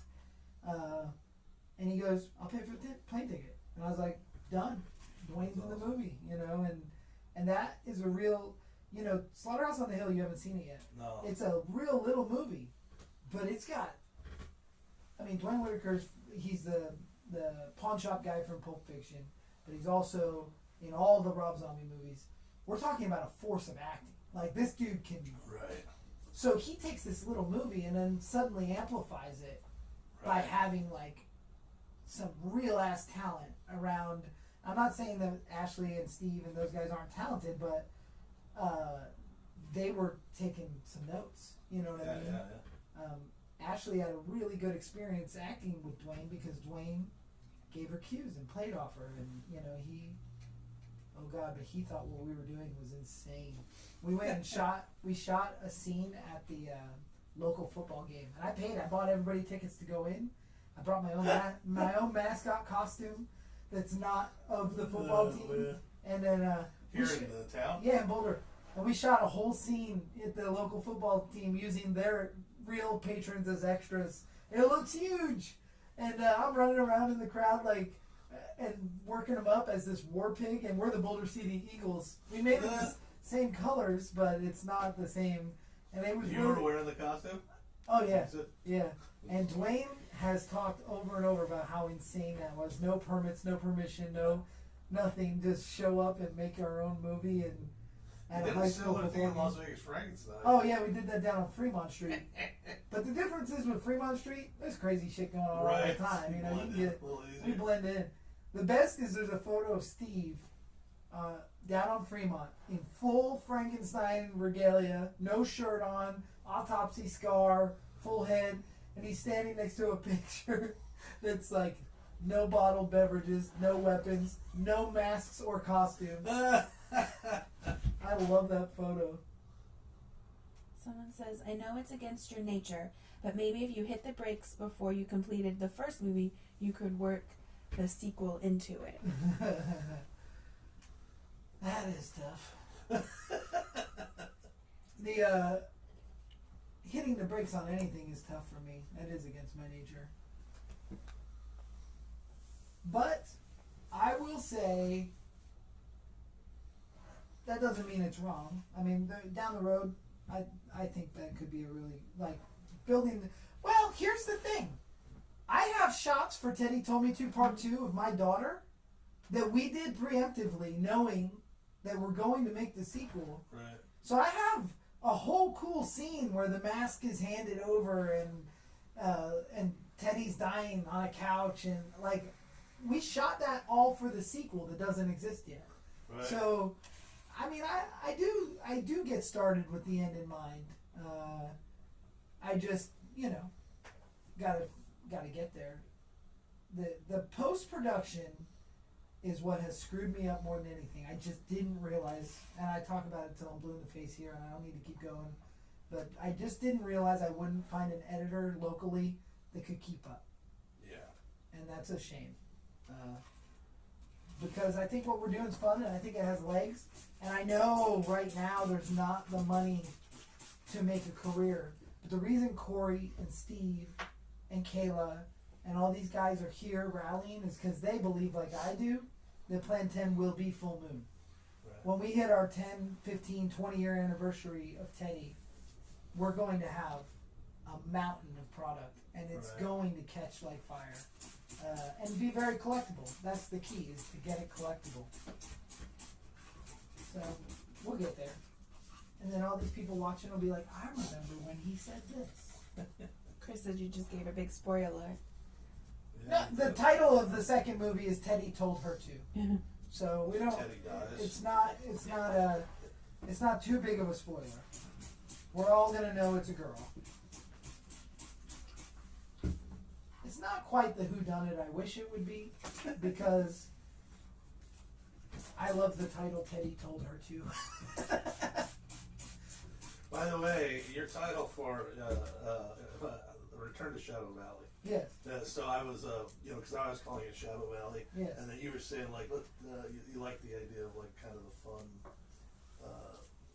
Almost feels like it could have been a sequel, but also has like. There's a little bit of personal meaning in there too. Yeah. Well, Because Jason Wallace had this yard haunt that for 16 years straight. And then life happened and he had to put the brakes on it. Like, not do it this year. Right. So the return to Shadow Valley is the fact that we're returning to the cemetery after Right. its hiatus, or possibly after it doesn't come back, you know. Well, it's funny because I'll get hung up on little things sometimes Yeah. that don't make any fucking sense, and I'm fully aware of that. That's fine. And so I'm just thinking, I'm like, man, I just feel like the Shadow. So, but in my brain, and I would never have, even brought it up to you because it's your movie and I'm fine with It's it. our movie. But it's our movie. But then as I was writing it, I was like, I entitled, because the whole movie is centered around this lore from this song. Yes. And the way that it's wrapped in is that like there's this old punk song that basically talks about exactly what the party is. It was just meant to be a fun punk song. Yeah. But so then I was like, the title of the song is Return to Shadow Valley. Like the lyrics will be, and so ultimately then the name of the movie is Return to Shadow Valley. It makes more sense to me. That's good. Which is a stupid thing that I even like was sharing how my brain works. But when I was like, I'll call the song Return to Shadow Valley. And I liked that, I kind of like that idea of like that like the movie that you're going to see, the story that you're seeing is sort of like this old punk song that people liked and listened to and loved. Yeah. And the reason why it's so popular is it was, he made a deal with the devil, but he didn't realize that it was going to become his reality. I love that. And that's the movie that we're making. I love that. Well, I was going to ask you though about the music with your band. Will you guys write the song? Yeah, I told Waleed already. I said we gotta have an epic. Think Misfits Halloween. Like this has to be epic and earworm. Like it has to stick in your head, So he's already got it in his mind. But then we'll all perform it and record it, and it should be. Because I needed to come up with a name for the punk band. I think I call it Death Party or something like that. I just fucking came up with something. But do you have a name for the band that you want to call it? Well, I have a name, kind of for the band, kind of like Alice Cooper is now become Alice's name, but originally that was the name of the band, Alice Cooper. It wasn't Vincent wasn't Alice at the beginning, but he is now. But I have, there's a musical that I've been writing about my youth, and it's called Young Punks and the Mixtapes of Their Life. And it's something that I really do want to do, but there's this legendary punk rocker in that musical that's a fictitious character called Malice Kruger, and it's a little bit of Alice Cooper, a little bit of Freddy Krueger. But the reason that I chose that is because in that story, my character gets to work with all of his heroes. And so there's a point where the character that's loosely based on me is working as a guitar tech with Malice Kruger. This was right when I built Alice Cooper, this big beautiful throne, and I was just geeking out that I'm like working with my heroes, and also I was working with Kane Hodder a lot, so that's kind of where, even though I pulled Kruger because it sounded good, but just that fact that like a kid can actually achieve exactly what he set out to. But Malice Kruger has a part in that as a punk band, and there's some songs and stuff. But it would be really fun for me, kind of like in Nameless tying in Sasquatch, to tie Malice Kruger to this movie, and then maybe the movie into the play later a little bit. Like this song could show up in as his hit song or whatever, you know. So yeah, I would use, even if you have a name for the band, maybe the name of the guy is Malice Kruger, but I don't want to give away who JW is, you know what I mean? So once we see the script too, names and places can change to protect the innocent or whatever.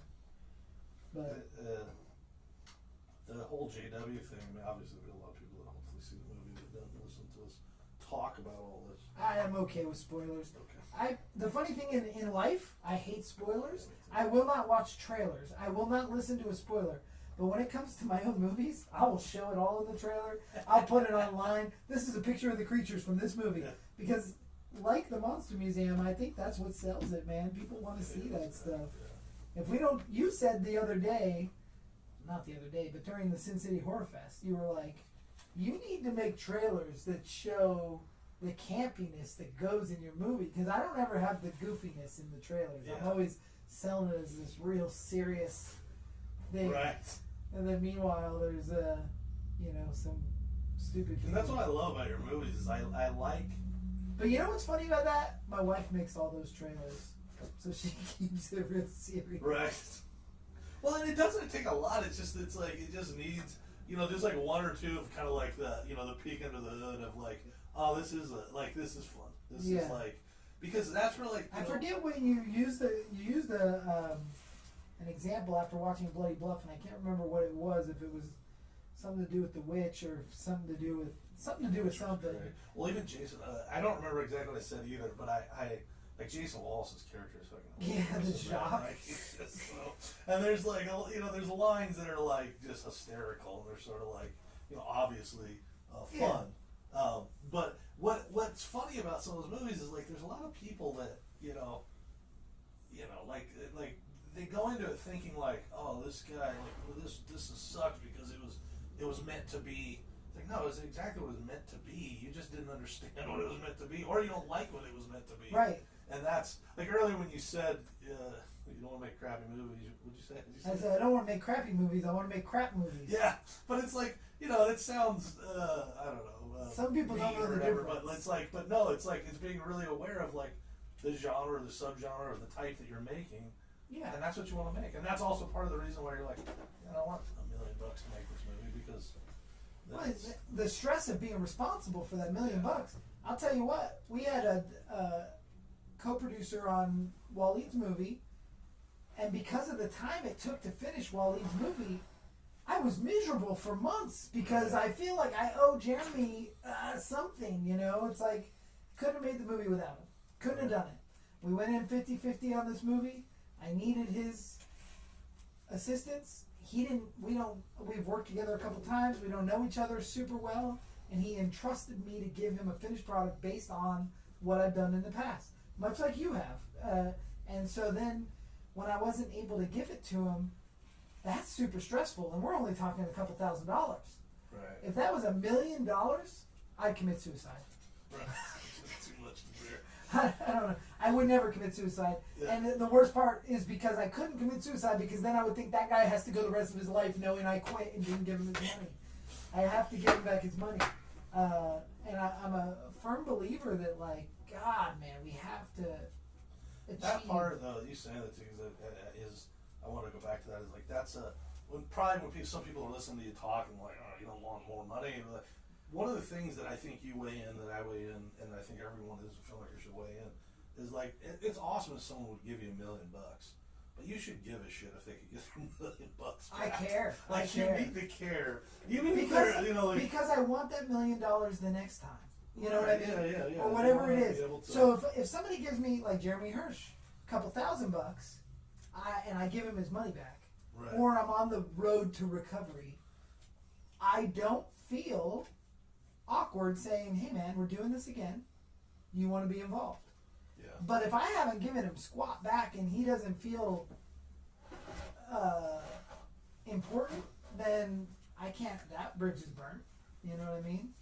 Well, and it's the problem with filmmaking is like there's not another business where someone is like, you know, goes to get an investor for a business and they're like, okay, so you think you're going to make $1 million? And it's like, oh yeah, how? I don't. It was will. You know, movies make a lot of money. You know, like there's not a lot of thought into the business side of it for It's a lot. funny because I have the filmmakers. complete opposite conversation with people when they want to give me money. I go, now there's a good chance you'll never see this again. But what I can offer you is revenue in perpetuity because I sell movies at my own establishment. Right. So you might not get it all back, but you're gonna make whatever we make. You know, Yeah. we're just gonna keep giving, plugging away. But my goal is not to make money off these movies yet. My goal is to get these people paid back. So like Right. I have some deals where they get paid before I take anything. Some of the deals are like you get paid everything from streaming, you know, Right. and so then I can take whatever gets paid from physical. And Right. but some I have other deals, and we just have to stick to what we can do to make it work. But I love the way it's all working out. Yeah, it's fun. It's been a crazy journey. It's such a different world than when I started this stuff. Like Sasquatch and Gould Creek, those are the days of Blockbuster Video, man. Like you Right. used to make real money on movies. You know, I made those movies I made Sasquatch for $7,000, I think, maybe even a little less, but I have always said $7,000. I sold it for $20,000 and $50,000 to make Gould Creek. Like, Amazing. you know, that's very rare anymore. Yeah. You know, and that $50,000 then was a lot more than it is now. But filmmaking is cheaper now, which is the funny thing that nobody admits to. It is cheaper to make a movie today than it was back then. Yeah. The equipment is cheaper, you know.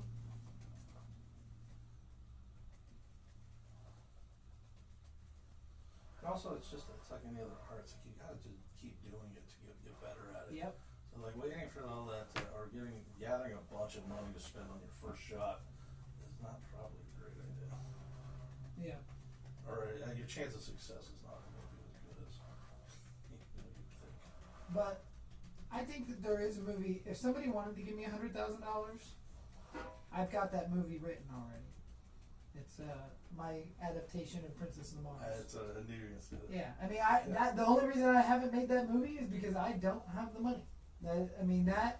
That is more than a 5-day shoot, I promise, and that Right. is it's epic, man, and it's my dream. I've been sitting on it for 7 years. That's just a really big project, and Right. I don't need more people involved necessarily, other than like art department. But I don't need 1 million cameras or this or that. I just need the props and art department. It's like making Star Wars. Yeah, you you know, need the $100,000 would probably suck right up. right. You know. I read something this has been about a month. I was meaning to tell you, or maybe it was I saw an article, and now I don't even know if it was true. but it was something about that Disney was going to bring back John Carter. Oh, cool. And I love that fucking movie. That movie sucks.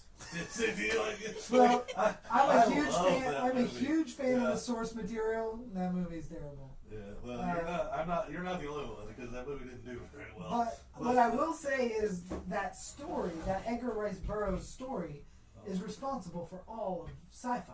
I mean, it's responsible for He-Man and Star Wars and Star Trek. It's responsible for Quantum Leap. It's responsible for all sci-fi as we know it. Comes from Edgar Rice Burroughs' Princess of Mars. And The Asylum, believe it or not, made a really good adaptation. yeah, I still haven't watched. It's better than John Carter, but well, they just messed up. There's a lot. What didn't you like about John Carter? The timeline is freaking funny. The Tharks are stupid looking. They look like.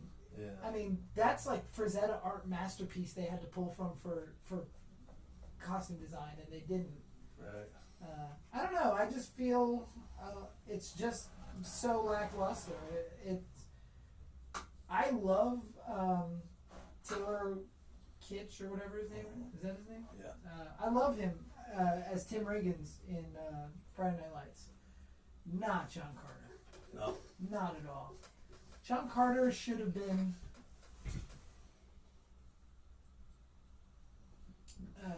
the dude from Sparta at his best. Who's the guy from Sparta? Gerard Butler. Yeah, he would have been a great John Carter. Okay. I mean, it needed to be a raven-haired, like. Also, the Princess of Mars is supposed to be the Princess of Mars. I can't even recall what she looked like. I don't even know who played her. Funny, I don't remember. Deja who Thoris. She might be like a famous. Deja actress Thoris now. is the quintessential barbarian babe of the world. You know what I mean? Right. I don't know. I didn't love it. Someone says, let's see what you got done already, guys, while you keep us guessing. I don't know. You can't see this? There it is. What are they saying it on YouTube? Mm-hmm. On the Creepy Popcorn YouTube. Oh, okay. I'll work over here so you guys can look. I think I'm getting close to finishing up this one, but what I'm still not real happy with here is I feel like there's something like, I have all these lines and this stuff, but I think it's because I built it up to, cover the nose so it looks like he doesn't have a nose. Yeah. But I don't know. Sorry. No, that's fine. It's gone now. Don't worry about that. I think you're doing good. I think you could get some cross hatching going. You're a little bit too smooth. Okay. Like add in some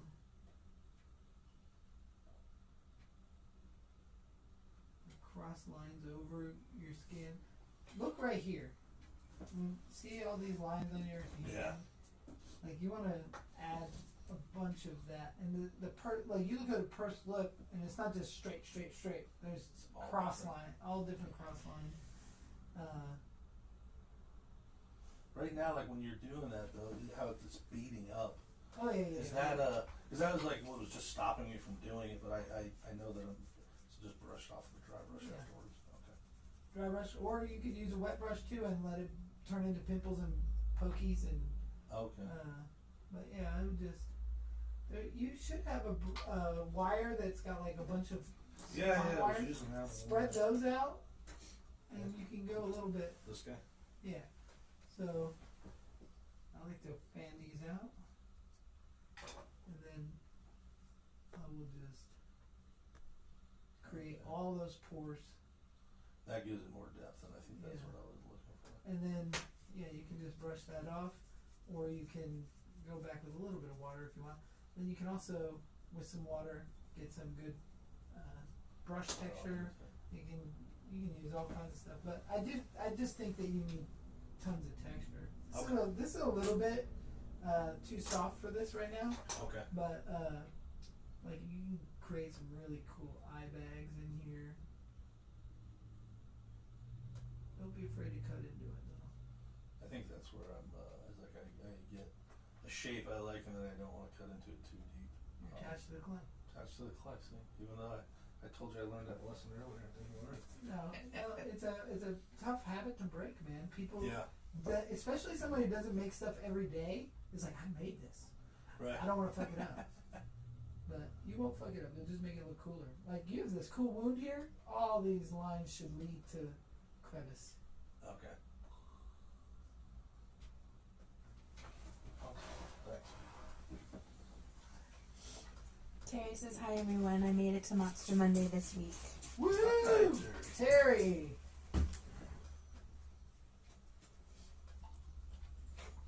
She wants to know what you're working on. This is a zombie. This is a zombie that is going to be for our upcoming feature film, Return to Shadow Valley, which is not a sequel. But maybe we'll make some shorts that are Shadow Valley promos, so when people look up to try to find Shadow Valley, they find these shorts and they're like... You need to make a... or we the just make a official part... music video. Or we make a Shadow Valley trailer, but then, so when they watch Return to Shadow Valley, we shoot the trailer on VHS, and so when they watch Return to Shadow Valley, they're like, well, what about the first one? And they find this old trailer that looks so fucking great, and it's non-existent. There's, right? there's no movie. We can make a legend of the movie that doesn't exist. Oh, that's a great idea. I like that. I do think it'd be fun to make some of the like the Music old, videos. yeah, like something that like of I see you do that like with Vane too. Like you like to give a little history to it. I do. I like having like a little bit of like, I don't know, something that makes your mind wander in a different way or something. Funny, I had a guy reach out to me yesterday on Facebook. I've never met, that had just watched Vane. Really? And yeah, just telling me how much he loved it. And That's it was awesome. like really nice. I mean, it's There is nothing cooler than getting that kind of. there's not. I get it with Teddy Told Me To a lot. I've been on this mission of like getting Teddy Told Me To become a cult classic on Tubi, and it's working. It's working. People are watching. Yeah, you just gotta get people to know. And now I've been posting the nameless release date. You know, coming soon. It's funny, in one of the groups that I'm in, I saw someone had said, "What's a good gory movie on Tubi?" Or something like some slap. Maybe this is, I don't know. Yeah. But anyway, I saw Steve posted as I was going through because you told me. I saw Steve posted. Teddy Told Me To, Oh yeah. and maybe you Michael Shields, Yeah, me, everybody. Yeah, I was like, There's- 'cause you've told me about it, but I haven't seen it. We're, I was like, we're I on a love mission. it, I love We're it. on a mission for cult classic status. Yeah, with Vane, we've gotten, it's getting out there now as it's on Tubi. But it was like, the initial, when it came out, I don't know, there was about 10 reviews on, maybe not 10, 5 reviews on Letterboxd. Just people just shit all over it. And one guy, it was funny, because he's a local guy, he's from Vegas, but watched it and like shit all over it. But in his review of how much and why he hated it, He talks about how good it is. no, he actually it exposes that he didn't see the movie.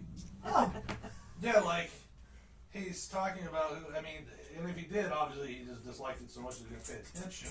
But it was like he said he was talking about who all was in it, and like what the only things that make it worth watching. And one of them was that you were in it, but then one of them was that Drew Marvick was in it. Drew's not in it. Drew's not in the movie at all.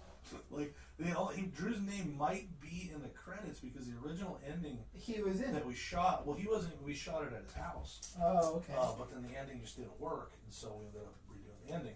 So he probably has like a special thanks credit or something from Justin in there. But I was just like, man, I hate fucking Letterboxd, and I don't hate it because people don't like You the had movie. It's you had okay. told me that it's a really complaining site. It's So I just went like- and looked up all my movies because I love to read bad reviews. I love it. I actually. I kind of get. It's so funny to me because usually in those bad reviews, they backpedal into, but I like this and it was actually shot well and the effects were amazing. And I'm like, do you think a movie called Slaughterhouse on the Hill is about anything else other than the effects? Like, do you really think we care about these 40-year-olds? We want to see them die. But anyway, I went to look and I didn't have very bad reviews on. No, I looked you up Letterboxd. on there, and I'm glad you. It was like tell you. I was like, these aren't even that fun. They're Yeah. they were pretty decent. Like Teddy has some pretty good ones. After Dark had some really good reviews, and I was like, man, nobody even complained that it's Romeo and Juliet. That's always the complaint. Oh, it's like Romeo and Juliet. I'm like, they're damn vampires. Have you ever seen a vampires are romantic? I love the After Dark. The After Dark is my, I don't know. It's one of your favorites. It is. It's hard because you don't have a favorite. Like they're all like your kids, right? Right. But the After Dark's my favorite. It's that's why I will never have more kids. I love the After Dark. The After Dark just hits home for me because of just how hard it was to make that movie. Well, and also like how long it was with you, right? Yeah. I mean, that's it pretty had cool. been developed so many years ago, and to be able to pull it off with what was in mind then, that's kind of a crazy portion of the story. Is like something written in the '90s that has '90s all over it. You know,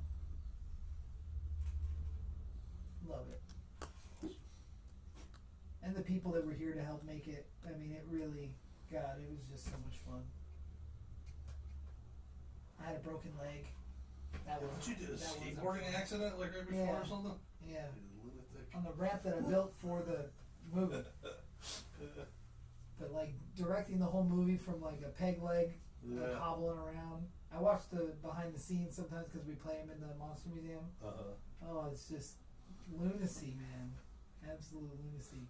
And then I hear these people that are like, "Oh, I got sick or I got hurt or blah, blah, blah." I'm like, whatever. Yeah, nothing stops Tom Devil. Can't stop, won't stop.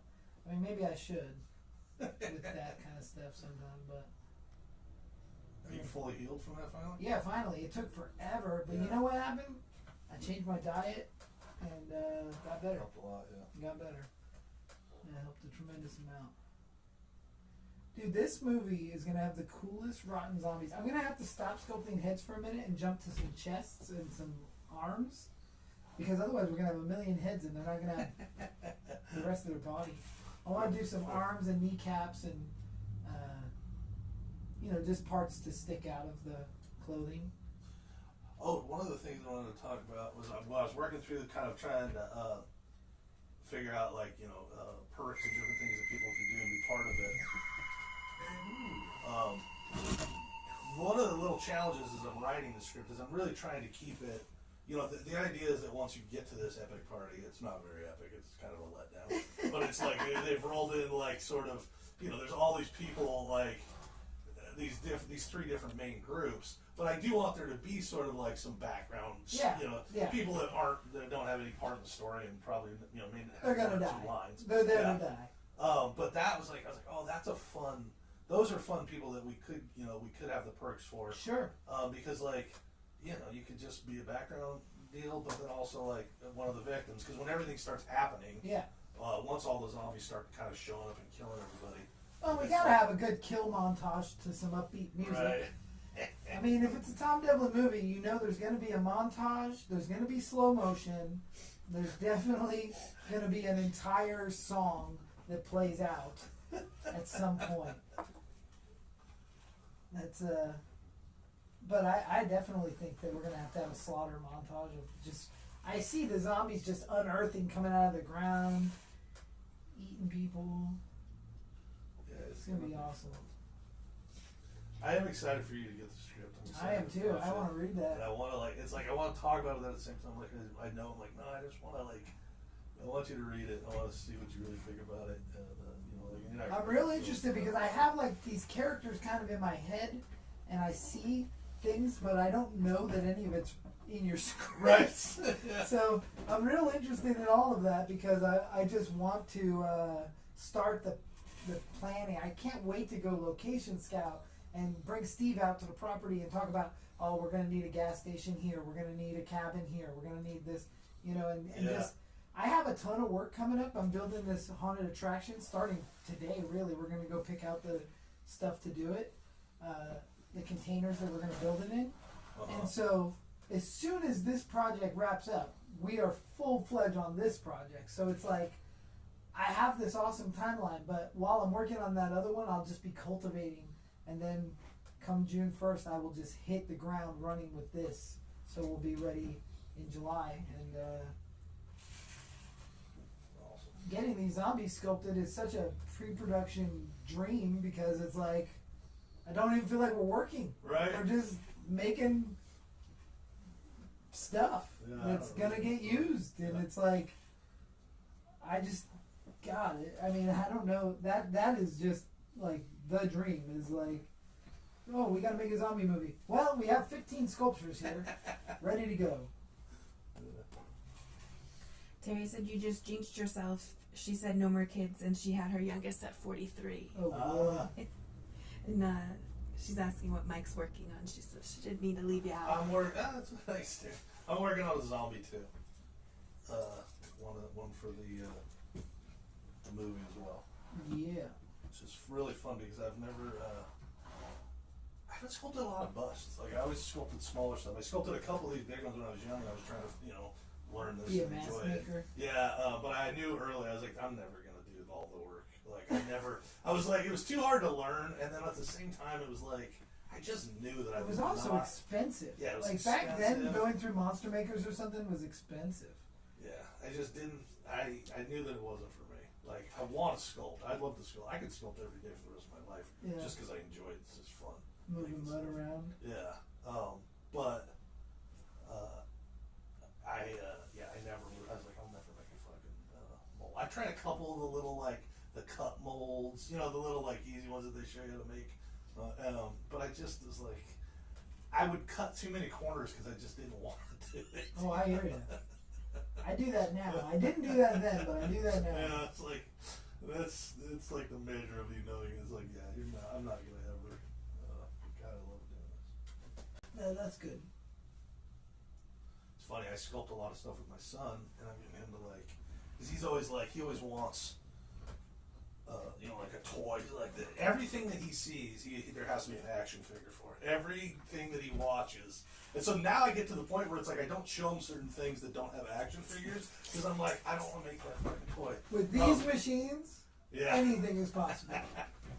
Well, what's also funny is that he's spoiled because he's grown up at this time, and I have so many toys. Yeah. That when he was 4, he's 6, he's gonna be 7 soon. But he was like, he needs to have more articulation. Like like old Star Wars guys were just not quite like, nah. I needs to have more articulation. He got really into what's it called? Big Trouble in Little China. I love that. Yeah, and I loved that he loved it. So he wanted an action figure so bad. Those have terrible articulation. Yeah, those little like Star Wars guy articulation. I bought it when I was all excited, and he was probably 4, and then he was like, he's like, this is not, this doesn't move right. He's just like, he enjoyed it, he was sweet about it, but he was like, so either way, I'll kind of like use a Magic Sculptor, one of those things, and we'll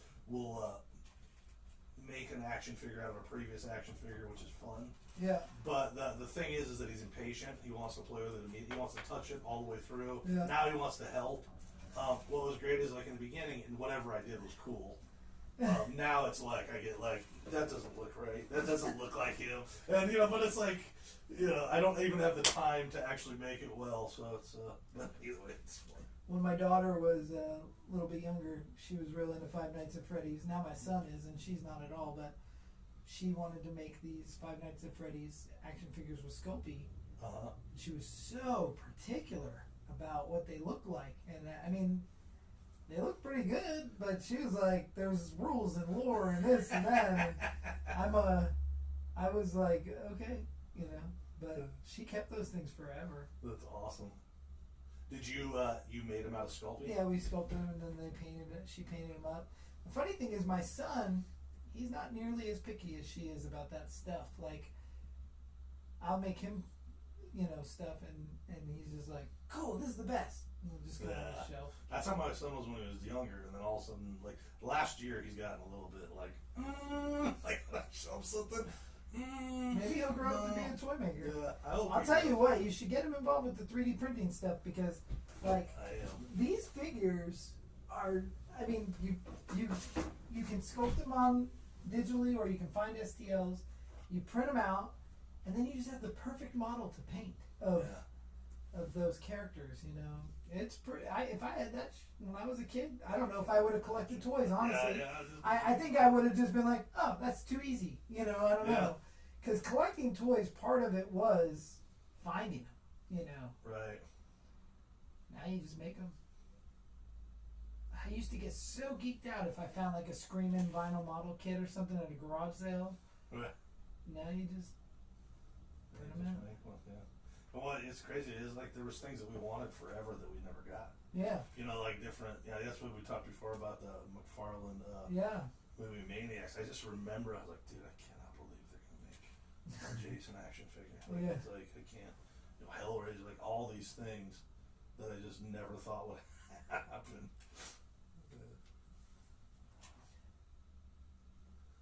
Yeah, my son, he wants to have a Five Nights at Freddy's birthday party. That's awesome. So, that's awesome. He's recently into. He's into that anyway. I didn't love those movies. Did you watch them? Yeah, I really like them. I don't know. The first one actually I liked a lot more. The second one I don't really. I think what I like about them the most though is that the gateway drug it is for my kids. Yeah.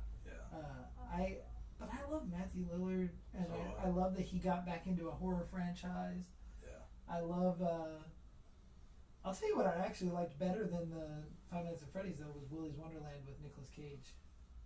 I am ashamed to say I still have not seen it. So that was originally written as Five Nights at Freddy's.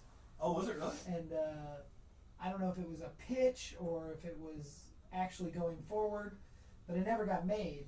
And so then they made it into Willy's Wonderland. And aside from, I think the creatures could have been a little bit cooler, and that's because I know Ken Hall, who made them, and I know he's better than what I think I saw. I just would have done it very differently. The creatures could have been quite a bit cooler to me, but I thought Nick Cage was brilliant. Yeah. You should check out Willy's Wonderland. There's some really, really smart stuff in it that you would not expect. I have this weird problem with movies. I think we talked about this before, but it's like I always like if there's something I really, really, really want to see. You got to be in the mood. Well, I have to see it right when it comes out, and if I don't see it within like the first week, well, it used to be for movies. If I didn't see it on opening night, I wouldn't see it for like a year, and I don't know why. It's just some weird tick with me or something. But like it's a similar thing with like. I wanted to see a movie when I heard about it. I was so excited, and then somehow just life got past you. Yeah, and then it's weird because it's like I don't know. It's like all of a sudden it just like loses the steam. Where I'm like, yeah, I still want to see it, but next time I'll watch it tomorrow. I'll watch it tonight. You know what I'm saying? And end up watching something I don't really like that much. And I know I'll love that fucking movie. There's some special stuff in that movie that you wouldn't have ever imagined. Like they took some bold moves. Yeah. And. Not like offensive bold moves, like kind of brilliant stuff. Oh, nice. That I don't know that the normal moviegoer gets, but as a filmmaker, you'll appreciate it.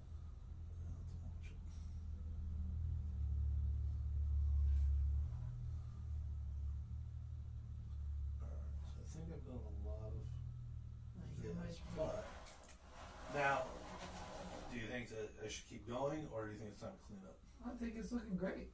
Okay. That looks good. So for cleanup now, it's just like a light water and just. I don't even think you need to use any water on it. Just a. I think what I would do is a little bit of texture with stampers. In that top bin, is there any black sponges? No, the blue bin. Are there any black sponges or just yellow? Just this. Nah, too small. So in that. In this bottom bin, there's a square This? right there. So with this, I would just come through and just do some rolling on there. Okay. Just to give a little bit of pores in some of the blank spots. Anywhere there's like a big blank area, it looks like clay. Okay. Just give a little bit of pores. And then, yeah, that's looking great. And we'll probably just dust it off maybe with some baby powder. And, good to go. I keep breaking. Fuck this tool. I've pulled that circle tip off of that thing so many times, I'm done.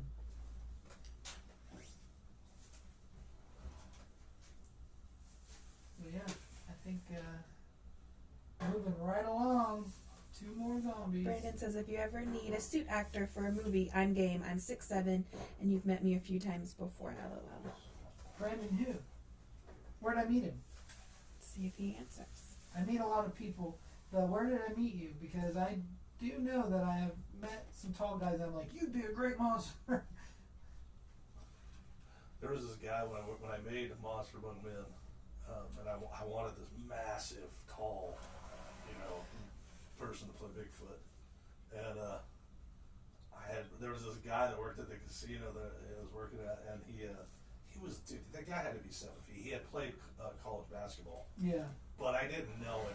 He was like a bartender working on the side, and he was just kind of I don't know. He didn't seem like the warmest guy. It's like I always wanted to ask him, but at the time I just didn't have it, so I never did. I ended up using someone else. But yeah, tall actors for monsters are fun. Yeah. I mean, That's why we always use Steve, because we got him built in, but yeah.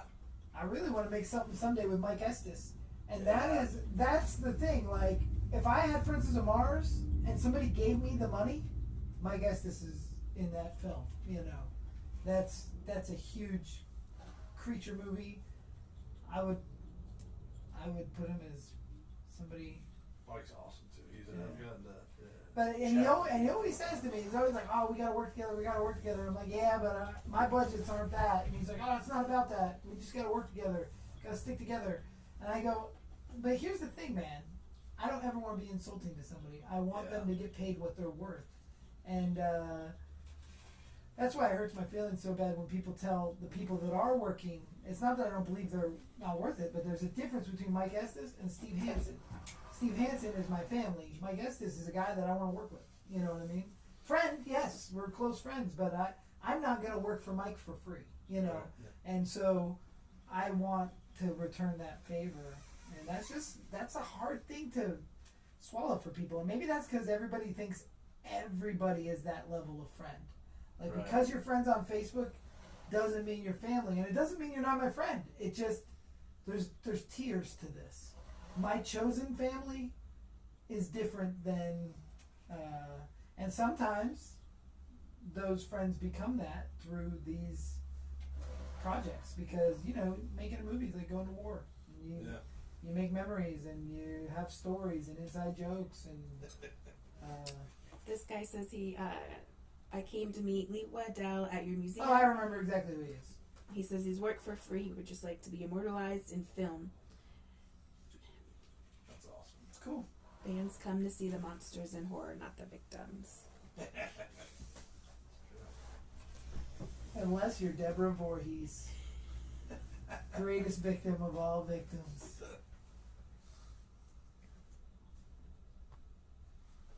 Yeah, Mike Estes. I knew that Mike did stunt work. Yeah. But I didn't really, because I know Serena, and I met Mike through her a handful of times. But I got to really sit down and chat with him at the last Days of the Dead, and then have coffee. I didn't realize. I knew he got to work on like some Star Wars stuff, but I mean, he is the guy from Sculpting. Dude, yeah, with that's 3 so eyes. cool, man. Yeah. And also, he was he's a death trooper in I think Mandalorian. Oh, cool. Like the one that's like right by Moff Tarkin, or no, Moff Gideon. And I was like, holy shit, that's so cool, man. Like The 3-Eye Bounty Hunter in Skeleton Key, he pops up all the time, and I'm just like, that's so rad. Did you watch that series? Yeah. I love that series. I did too. The funny thing with Mike is, like, he's got some punk rock roots, he's got convention roots, but he is a stunt performer that's like a real deal stunt guy, and I think that our worlds are simultaneous in a lot of ways. Yeah, he's But I think he still loves all of this. He seems to. And that's the cool thing. And I do think, like on the first one, I need to make him a proper offer, but I do think he would fall into that, like, let's keep going, Yeah. but I don't want to.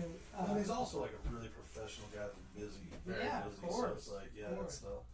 because earlier when you were starting to talk about like, you know, saying, some people think, you know, whatever. It's like that guy's working on some incredible stuff. Yep. And so his, you know, not that he wouldn't think it's fun to just come work on some local movies. No, it's but like, I want to it's- make him yeah, you feel just right have to- about it. Yeah. And he's the one that has insisted that we do, but I am not gonna put him to work for free. He's got to get paid because that's how I would feel.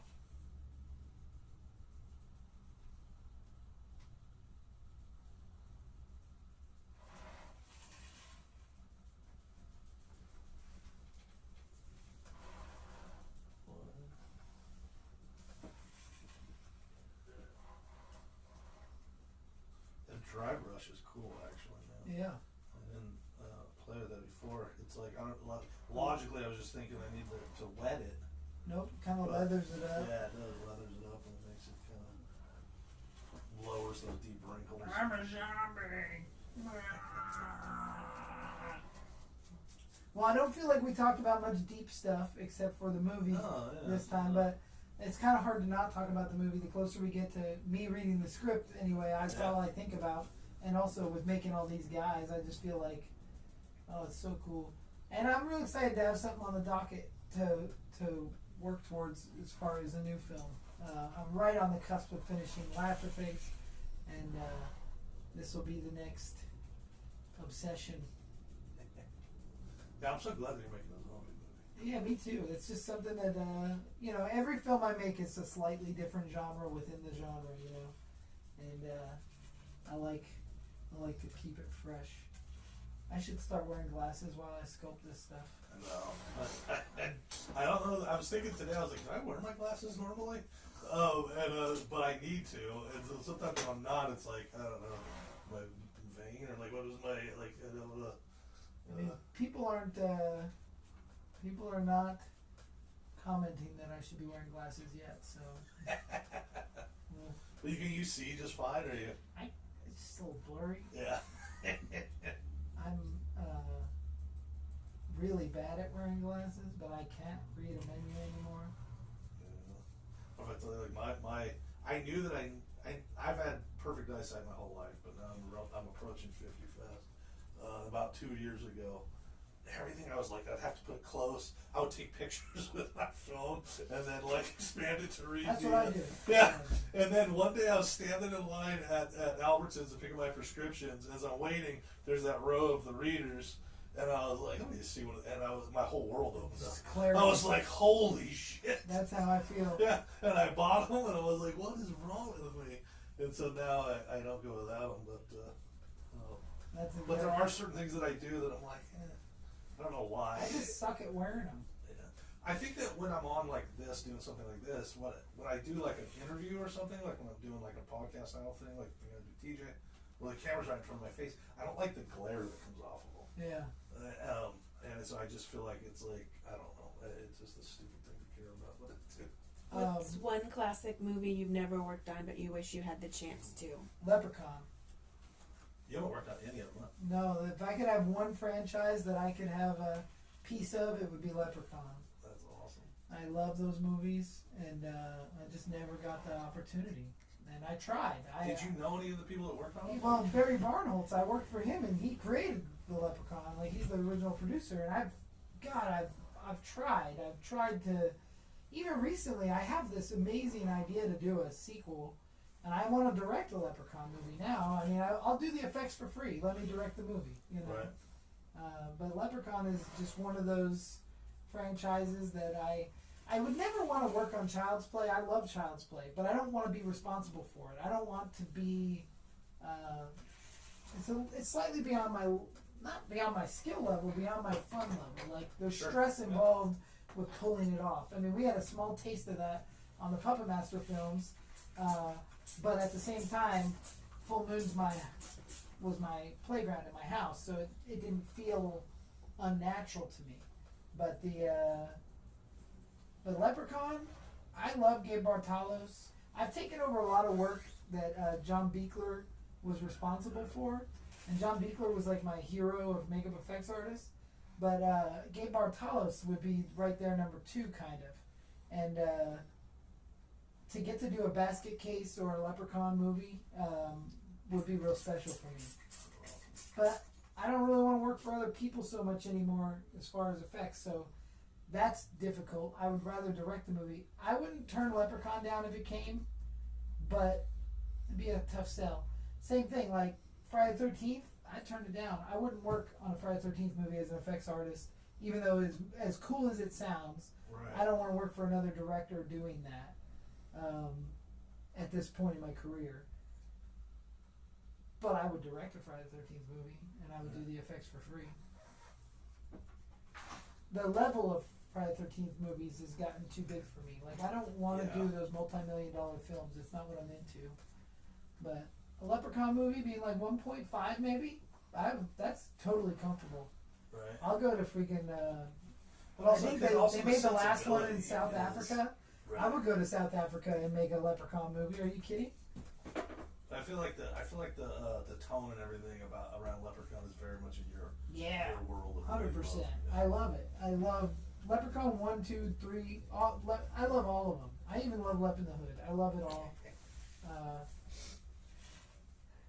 And I love Warwick Davis. I don't think we can get him back, but I could recreate Warwick on our new guy. You know. Right. I also have a firm belief none of the leprechauns are the same leprechaun.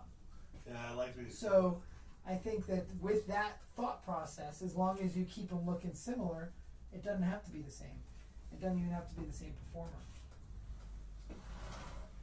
Dude, George Appleby as Leprechaun would be incredible. He's he was from Puppet Master X's Termination. Really good actor. Very current. He was just in, well, not just, but he had some roles in Game of Thrones and Harry Potter and stuff. He would be an amazing Leprechaun. Do you like Game of Thrones? I never watched it. Because the reason I asked is they just did this new series. It was like the night, but it was only like 6 or 7 episodes. But God, it was good. So I'm not going to go too much into detail in the back of the head because this is going to have long hair. This is sculpted on my friend Tara McDade, and I do plan on getting Tara out there and putting this zombie makeup on. So Tara, if you're watching, that's you. This is you, huh? And she doesn't know this, but I got her in Las Vegas Frankenstein, and I'd love to put her in this movie. She's so funny. That's awesome. She's a good actress. She's a great makeup artist. So that's how I'll con her. I'll be like, "Oh, Tara, can you come out and help us out with makeup this day?" And then when she gets there, I'll be like, "Put it on! You're going in!" That'll be awesome. Rockin' the Dad Life 2244 says, thanks for your support of Boulder City. Heck yeah, man. I love Boulder City. Boulder City is the best. This is my forever town. I'll never leave. We were just talking about this morning, like, my mom can't see the beauty in Boulder City. She just doesn't see, like, she just sees desert and she just sees rocks. She doesn't understand. And it's not, and she's like, well, you like dirt bikes. Well, it's not just that. It's the people, it's the town. I mean, It's a very charming little something town, about man. this place that is magical. There's parts of it that remind me, as I think we told this movie, it's like Welcome to Pleasantville. Yeah. There's like when I get into little pockets and I see things, it's just like, I think that my connection and love for it is like, there's, as soon as I walked out of Mary Jo and Hobbs, Utopia Pinball, Utopia. I was like, I'm looking around, I'm like, God, this is the set of so many 80s movies that I love. Yeah. This little town, it feels like in so many spots, and so I think that's why I love it so much. Yeah, I love it. Brandon says he gets to meet Warwick in May for the first time. Gonna be an odd photo op for us. Because he's 6'7". That's awesome. That's awesome. Does Warwick do a leprechaun photo op? Very rare. Very rare. The only time I was able to go and meet him, COVID happened and it got canceled. But I've never met Warwick. But Chris agrees that George would be awesome. Yes, George would be great. I never really even gave that thought until today. Let's do it. Make our own leprechaun. We could make I mean, the thing is, Leprechaun is not a copyrighted character. You know, Yeah, you we can can make make a our own Leprechaun movie, movie. You know, we could do our own Leprechaun movie. Actually, when I first got involved with you and I was doing research on V at the time, there was an awesome Leprechaun movie. It was terrible on your channel. It's called Curse of the Leprechaun, I think, or something like that. Probably an ITM. It was an ITM movie. Really slow. The Leprechaun looked like Troll 2, dude. And it was awesome. I mean, I thoroughly loved it. I remember watching it with, I was watching it with somebody who was not enjoying it. I think I know who it was. I'm not going to mention his name because I'm not really close with him anymore. And he was absolutely not enjoying it. And I was like, but this is gold. This is exactly what we're doing. He's like, this is not what we're doing. What is it about like the really like kind of campy, over the top silliness that you like so much? You think? I think my roots in trauma, you know, and I don't know. I just love goofy. Yeah. But I love Mad Magazine. Like Mad Magazine was very important in my life. Right. So I think that there is something about bad stuff that's so good. Right. Like I never thought Troll 2 was the worst movie of all time. Right. I thought Troll 2 was incredible. Right. And I love Garbage Pail Kids the movie. And I love and It's that's so funny. but that's John I wanted Beekler. a screening of Garbage Pail Kids movie. That's John Carl Beekler, my favorite effects artist, made that stuff. And there's something about I love Mac and Me. I love the bullshit. And so there's this really funny Saturday Night Live bit with Chance the Rapper where it's second place is better than the first. Uh-huh. And he just talks about how he likes like the knockoff more than the original. And Right. I relate to that skit so hardcore. And Kyle Mooney comes in and sings. And he likes isthmuses more than islands and GoBots more than Transformers, you know? And it's like, me too! Maybe just because I grew up a kid with... I'd rather buy more GoBots than one Transformer. Right. You know? But I love Toxic Crusaders over Ninja Turtles, even though I love Ninja Turtles. Every time I say that, people think I didn't like Ninja Turtles. Yeah. I love Ninja Turtles, but Toxic Crusaders were my guys. You know? Right. It is funny when we were kids, like around our ages, there was a lot of that. Like, Yeah. whatever the popular toy was, there was always the knockoff. Oh, there was Brave Star, but then there was Moo Mesa. It was like, Yeah. why do we have a knockoff cow Space Warrior? And you are right. Like when you go to the store to get your toy, you know, you could spend, you know, whatever, more on a He-Man, or get 4 of the Remco Guardians of the Galaxy or whatever they were. Yeah. Not Guardians of the Galaxy. Something. Yeah. The Remco knockoff He-Mans were my favorite because their arms were a little bit tighter, but they were like clearly made in the same factory. So funny. All right. Well, I love the technique that you taught me about this. This was cool, man. Because it was like I feel like I got to a place I didn't know how to get to before. Good. So that's cool. Yeah, the more, especially with zombies, like the more texture, more line work, Yeah. it just crustifies, you know?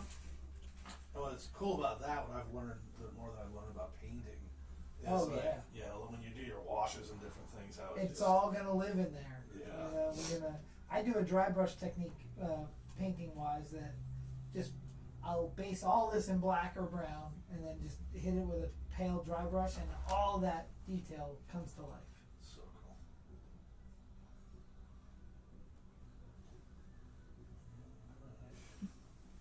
All right. Cool. Anybody can see?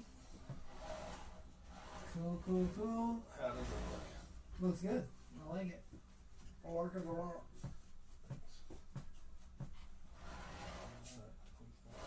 Put a little bullet hole in his head, I don't know why. Because that's what He we probably got shot once. More like as a zombie than it was as a human. Alright, well I think is that it for Good today? Monday. This is a Good great Monster Monday. Yeah. I guess we didn't get any complaints, so I think our new sound and our new camera. Did we get any complaints? No I complaints. think they were good. I think one of the main issues why the sound was going on is because I was streaming from my phone. You know, like all the bandwidth that we were kind of using, it's just like once that drops, you know, things go sideways. But now everything goes straight through the computer, and now it's less of a left. So hopefully we'll be good to moving forward. All right. Cool. All right. Till next Monday. Until next Monday. Thank you guys for watching. We will have more on our crowdfunding campaign soon. Yeah. And more talk about. When do we launch the crowdfunding? We want to shoot in. You said in July. July 13th or 15th, somewhere in between there. The latest we're going to launch is June 1st. I want it. Let's launch it May 1st. May 1st. So if we launch May 1st, Then you because I just want potentially a couple get weeks the of funds lead up. in June. Yeah. Because June 1st, Yeah. I deliver the attraction. It opens on June 1st in Indiana. I'm Okay. not supposed to say that yet. That's okay. The attraction is going to open in the Midwest June 1st. Okay. When I get back, all this stuff. Yeah. Then perfect. So then hopefully if we do May 1st, it'll end at the end of May. I mean, yeah, it'll end in June 1st, and then I think it takes 30 days to get the money, which Perfect. will be in time for you to have the money in time to make the movie. Perfect. All right. All right. Till next time, guys. Thank you guys. We'll see you. See you soon. All the stiff joints when we get up.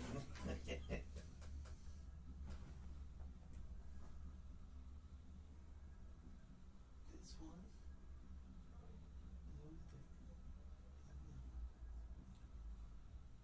What was that Kane Hodder maker for? Eric that for Mathis' Was that for the trailer? Yeah. That's for Eric Mathis' Roo-Roo-Roo. What do you make? Just a trailer for that, right? Yep.